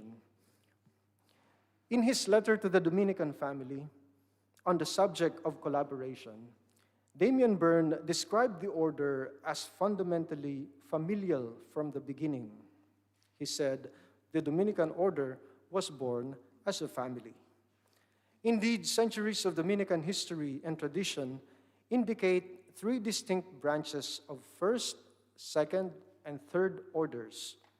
However, though the idea of a family which is made up of men and women, as well as of clerics and laity, can be construed as present from the beginning, the brothers and sisters of the Order of Penance of Saint Dominic gained official status only years after the death of Saint Dominic through the rule crafted by the sixth successor of the founder of the order. As recounted in the General Chapter of Avila in 1986, in the 13th century, a religious upsurge took hold of a great number of lay people. In 1285, the master of the order, Munio de Zamora, wanted to give them a more solid and evangelical structure, and so he proposed a rule for those who were more closely associated with the order. This is how the third order of Saint Dominic came into being. The rule of 1285 was followed by the brothers and sisters of penance of Saint Dominic for many centuries until the codification of canon law in 1917, which, as we heard in yesterday's presentation of Philip, and even this morning on the evolution of the order's constitution, it led to the same effect of updating the rule followed by the fraternities. The result was the rule of the secular third order of Saint Dominic, promulgated in 1923 by Louis Thiesling, which guided all members, both lay and clerical, each appropriating it according to its state of life. What shall follow in my presentation is a chronological narrative of how the different sources of the norms governing the fraternities came about. So, in 1965, with an abundant source of reflection provided by the Second Vatican Council on the identity of the people of God, the General Chapter of the Friars in Bogota ordained that there be a new rule which shall be valid for all tertiaries existing everywhere. The chapter also ordained that the work of the revision of the rule be a collaborative undertaking among the friars and tertiaries together in a commission to be constituted by the master of the order. Following the conclusion of that chapter in 1965, however, was the promulgation of the rest of the documents of the Second Vatican Council, among which were Apostolicam Actuositatem and Presbyterorum Ordinis, from which the new rules for the fraternities of the lay and of the priests were later on to draw reference.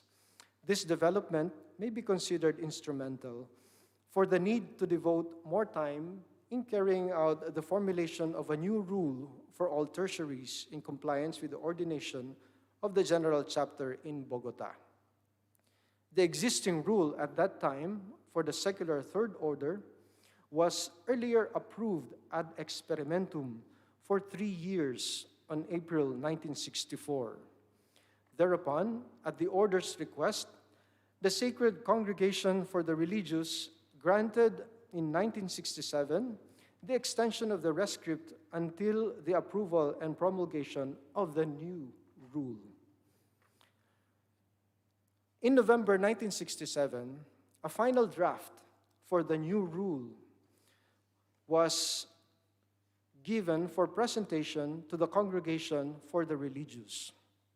However, when the proposed text of the new rule was submitted to the congregation, the latter preferred to commit its approval back to the order, considering the fact that the General Chapter of the Friars was due to commence in a few months following the regular succession of chapters in the order. What was eye-opening in the reply of the congregation, however, was one particular observation about the text that was submitted, which pointed out the lapse inadvertently committed by the order concerning the priests. According to the observation, the reason was not clear why the priests and clerics were to be admitted to the third order, according to the text, only as exceptions. And so the congregation stated that if the present rule, or the text that was submitted, were intended for the laity alone, then it would otherwise be better to make up separate statutes for the clerics and for the lay members. This remark appeared to have reminded the order about the fact that Dominican tertiaries actually represented both the lay and the clerics. In its effort to give more prominence to the laity, the order could have inadvertently downplayed the place of the priests in the process of revising the rule of the third order.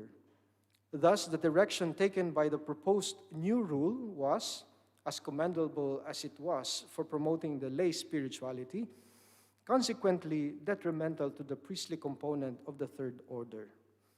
In the mind of the congregation, it would then be more acceptable to come up with distinct rules for each component of the tertiary, rather than stick to a common rule that highlighted one component at the expense of the other. It was due to this directive from the congregation that the master's letter to the provincials and promoters of tertiaries, months before the upcoming General Chapter, contained the request to reevaluate the text of the rule.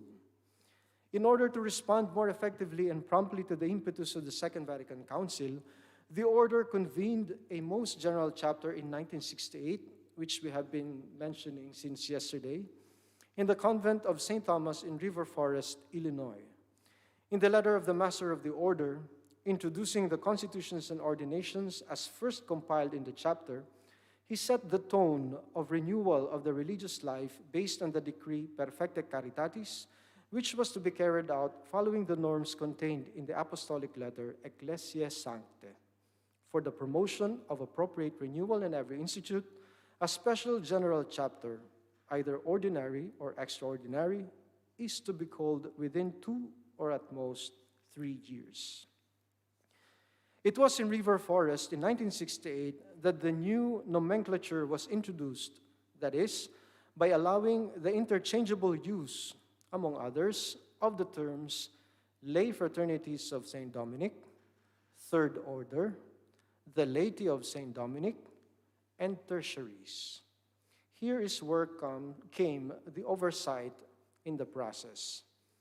By designating the term Third Order as lay fraternities of St. Dominic, the chapter disregarded the fact that the former was composed not only of lay people, but also of clerics.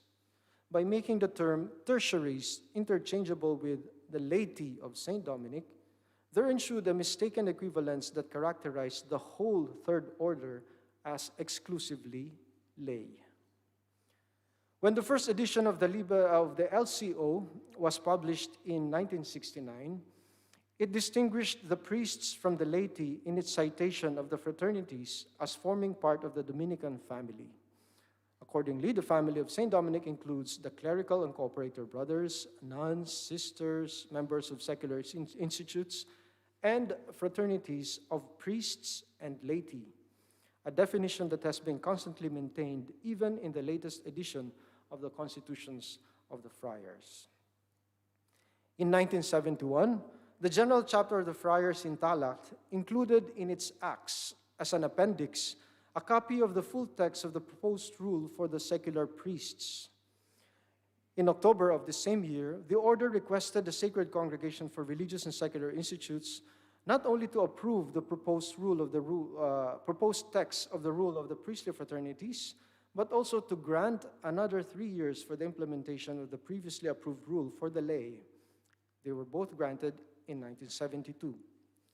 In 1974, the General Chapter of Madonna dell'Arco took note of the fact that both the rules of the priestly and the lay fraternities were to remain in force until 1975, following the approval by the Holy See.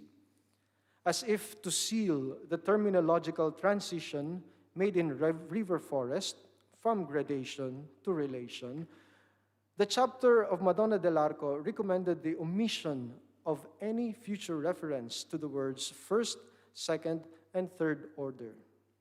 Damien Byrne, many years later, would employ an egalitarian context to the modification, saying, "The chapter of Madonna dell'Arco abolished the terms first, second, and third order as terminology unsuited in contemporary society. There are no first and second class citizens. All are equal. We are all preachers." For the fraternities, this implied a definitive abandonment of the use of the term third order and doubtless its derivative term tertiary and the subsequent constancy for the use of the term fraternities of Saint Dominic. In 1977, the General Chapter of Quezon City included the charge to the Master of the Order to present the texts both of the rule of the priestly and the lay fraternities for new approval by the Holy See. It is worth noting that in securing the approval of the Holy See, the Order has been consistently presenting both rules together, thus manifesting the mind of the Order concerning the logical progression of the two fraternities from the same third order. And so, in April 1978, when the Holy See approved the amendments to the rule of the lay fraternities, it also extended the approval to 6 years for both rules of the priestly and the lay fraternities. Thereafter, in 1984, the same congregation granted the request for extension of the rescript concerning again both the text of the rules of the fraternities of the lay and of the priests. In 1987, the decree of definitive approval was granted for the lay fraternities rule, which was requested by the order in March of the previous year. The approved rule, with the corrections duly entered therein as proposed by the Congregation for Religious and Secular Institutes, was formally presented by the Master of the Order in a letter of promulgation addressed to the lay fraternities in January 1987. Promulgated together with the rule were the accompanying general declarations, which are explanations or interpretations of the rule of the lay fraternities. The general declarations contained 7 items, the 5th of which explicitly affirmed the existence of the priestly fraternities. This citation establishes the fundamental link that characterizes both the priests and the laity as separate components of the same third order, now designated as Dominican fraternities. For its part, however, the rule of the priestly fraternities, which received the same extension of the lay as the lay in 1984, was not given definitive approval by the Congregation for Religious and Secular Institutes after the expiration of the 3-year extension. Rather, in 1987, it was given 7-year extension. And then finally, in 1996, December, the congregation granted definitive approval for the rule of the priestly fraternities of St. Dominic. The approval text remained unchanged since the insertion of the corrections given by the congregation upon its approval ad experimentum in 1972.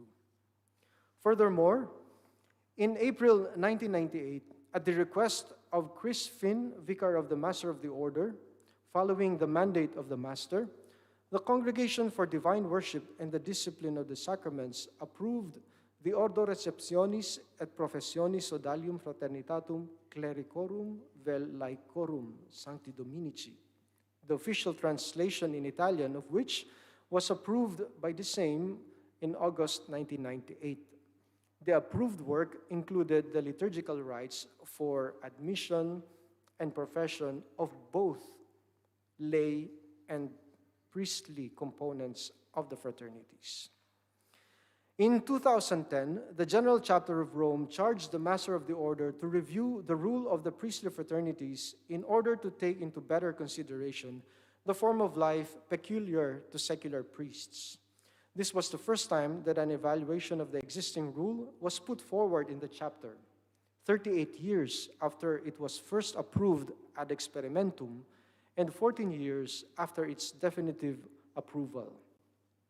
In order to accomplish the charge from the Master of the Order to organize an international meeting of representatives from Dominican fraternities of priests all over the world, the first General Assembly was held in August 2012 in the Philippines. It was an attempt because due to the lack of adequate representation from the fraternities in the order, the conclusions of the meeting were consequently reflective of local concerns and thus did not generate significant relevance to other regions of diverse conditions.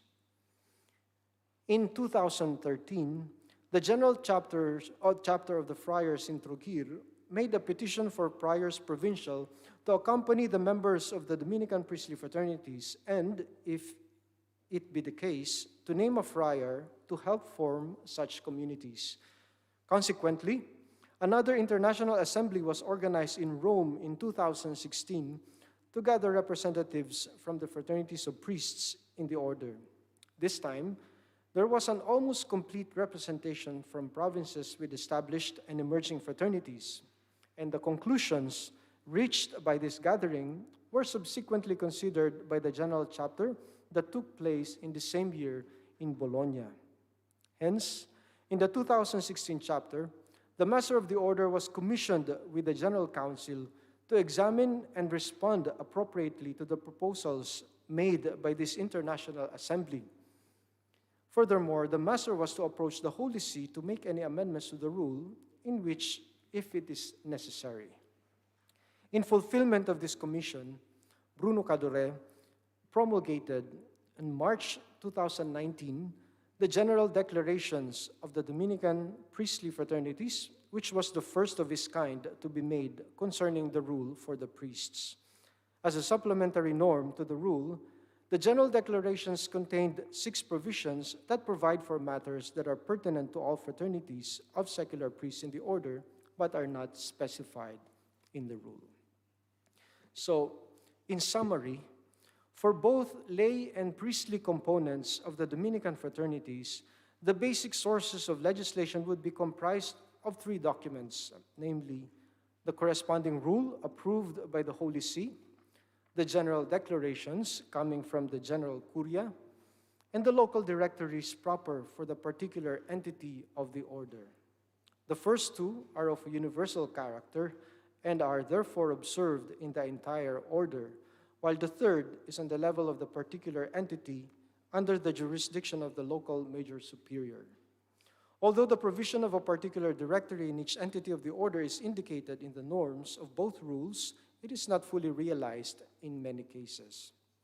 For the lay fraternities, there have been only 1 instance of amendment since the definitive approval and promulgation of the new rule of 1987, namely, the proposal for minor adjustments to the rule following the Third International Congress of the Lay Fraternities in Fatima, Portugal in October 2018. This proposition was forwarded to the General Curia by the International Council of the Lay Fraternities and eventually received approval from the congregation and in January 2019. Likewise, there had been a series of general declarations that complemented the rule of the lay and addressed matters in greater detail. The first was promulgated by Damian Byrne in 1987. The second was promulgated by Carlos Aspiros in November 2007, following the Second International Congress of the Lay Fraternities in Buenos Aires. And these two materials were integrally reordered in the light of the various interventions of general chapters and masters of the order in the following decades, eventually leading to a third and most recent version of the General Declarations.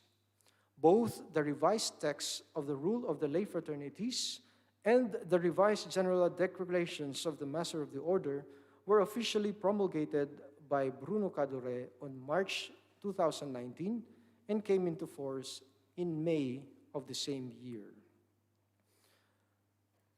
To conclude, it is worth noting that the development of the Order's legislation on the Dominican fraternities antedated the 1983 Code of Canon Law.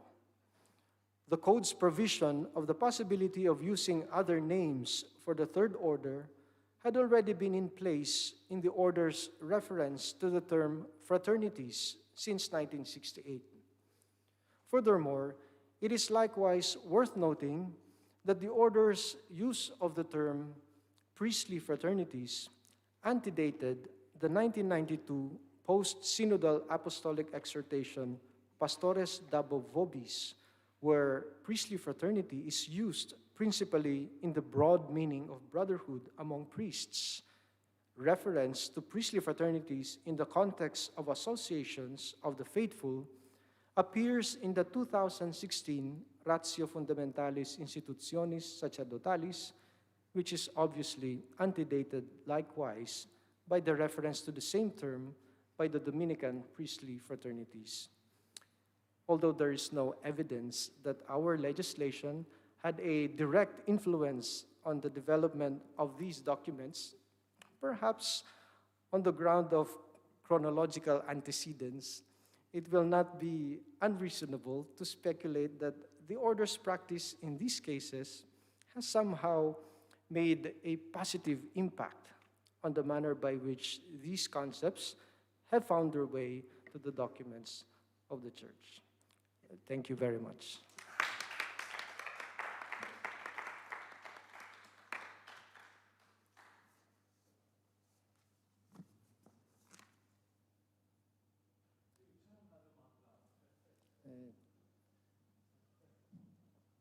Anche gli altri relatori. No?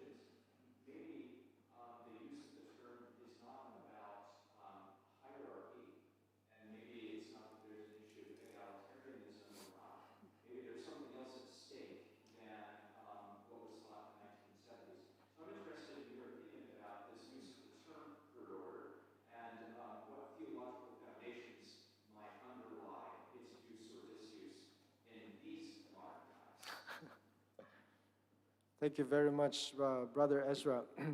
On a personal level, for me, the way I understand the term Third Order is not in a hierarchical manner, like this is some kind of a gradation that we are higher than the third. So personally, that's not how I think about it. And perhaps at that time, as I've mentioned in the ambience of the Second Vatican Council was really more for the laity, the promotion of the laity. And perhaps this is what gave some kind of a negative effect on the priests. But probably in the effort of the order to respond to this call, there's this urgency of emancipating the laity. In fact, we have received some comments about the way that the title of my topic was framed in this convention, and there were comments about using the terms third order, because in our order it is no longer used. But the context of using that title is the wider law of the church, because even if we have changed our policy, our practice inside the order, it remains in the universal church. It is in the Code of Canon Law. It is third order. And, well, it allows for the use of other terminologies. Hence, we have the Dominican fraternities. In a practical sense, there's advantage of using the term third order. I'm not saying that this is for all, but there are regions, there are territories in the order in the world that are more familiar with the term third order, because that is what they know as the universal law of the church, and that is what they know also from tradition and from history. And if you tell them fraternity, of course, that is something that is understood in the order, and it may not be very much understood in the same way outside the order. So in these cases, even me personally, I use it sometimes, just to explain when they ask, what is that fraternity? Especially in cultures wherein the term fraternity does not have a good connotation. It reflects images of gangs and sororities and fraternities like that. So I'm forced to say, this is what we called before as the third order. So I'm forced in some instances to refer back to the use of the third order. But I would also like to believe in the work of the Holy Spirit in the Second Vatican Council and the movements that it has created in the church and in the order. And well, as far as reference to the old terms still help us in promoting the fraternities, then good. But of course, I think the order has also advanced much in its understanding of our Dominican fraternities, and that is why much is also expected in each one of us to promote this branch of the Dominican family.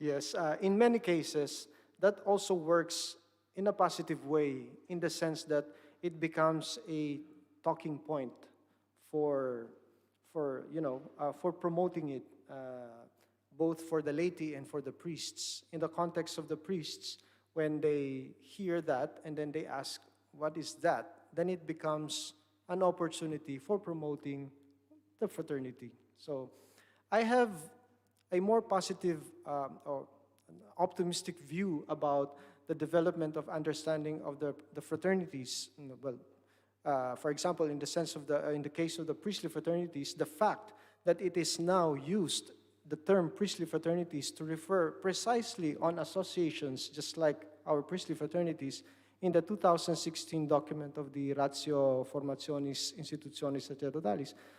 That means this conception of the fraternities as an association is catching up, and the understanding perhaps of more people would also evolve in a positive way.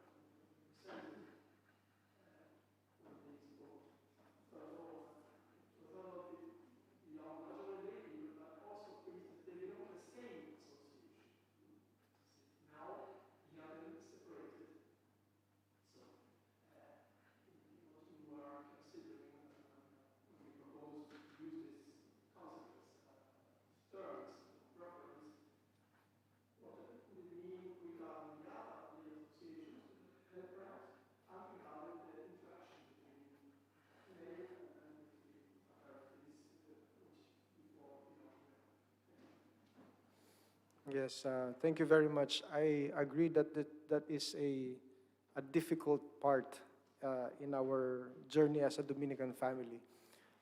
As far as the fundamental constitutions of the order is concerned, our definition of the Dominican family is limited to that, no? The friars, the formulation, no? Friars, nuns, apostolic sisters, the fraternities of lay and priests. It doesn't mention other groups, other new groups.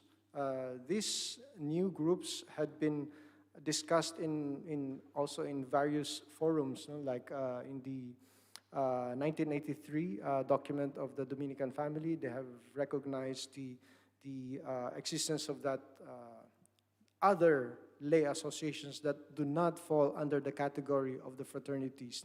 And I remember even Father Piot, wrote an article about this at the Angelicum concerning the Dominican family and also other friars.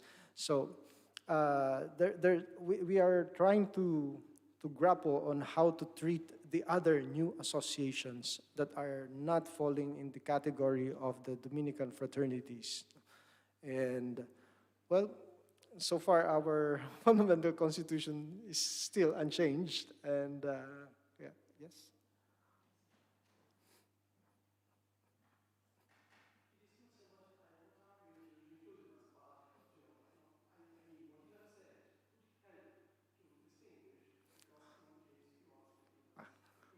Oh, yeah, yeah.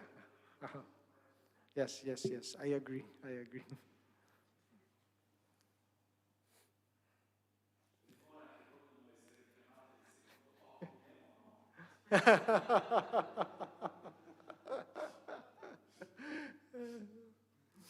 Storicamente.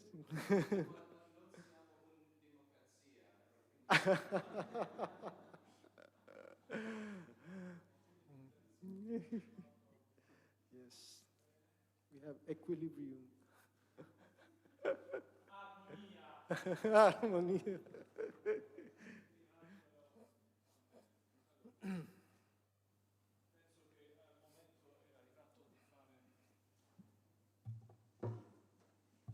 Le parole storiche per finire.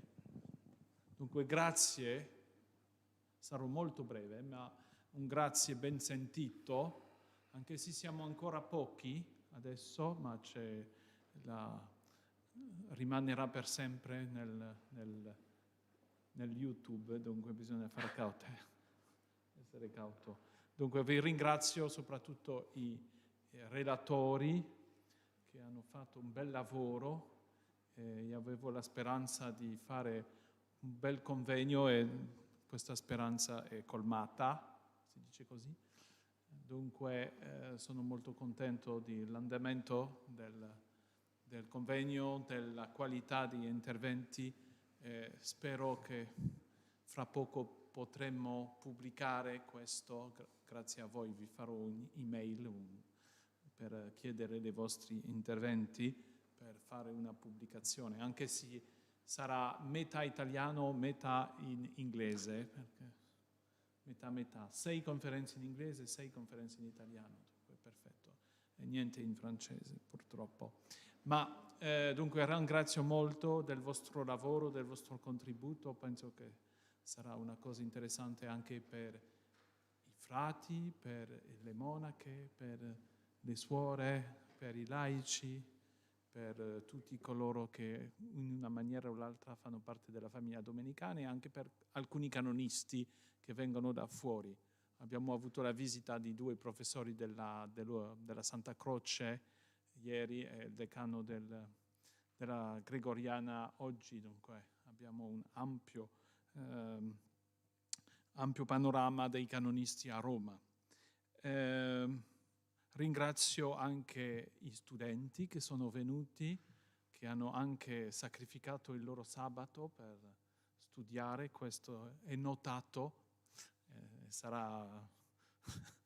Ci sarà qualcosa che aiuterà alla partecipazione ai convegni in futuro. Ringrazio anche molto Padre Vin, che è stato molto presente, senza di chi avremmo avuto tanti problemi, ma ha risolto tanti problemi tranquillamente per la connessione con Padre Robert, per la diffusione delle conferenze, per tutta quella cosa di informatica dei microfoni, eccetera. Dunque, Padre Vin, ti ringrazio molto del tuo aiuto. Dunque, vi ringrazio, finiamo così. Forse possiamo pensare che questo convegno è un'apertura su altre proposte che verranno non l'anno prossimo, però forse in 2 anni vedremo come fare anche un altro convegno della nostra facoltà. Grazie e arrivederci.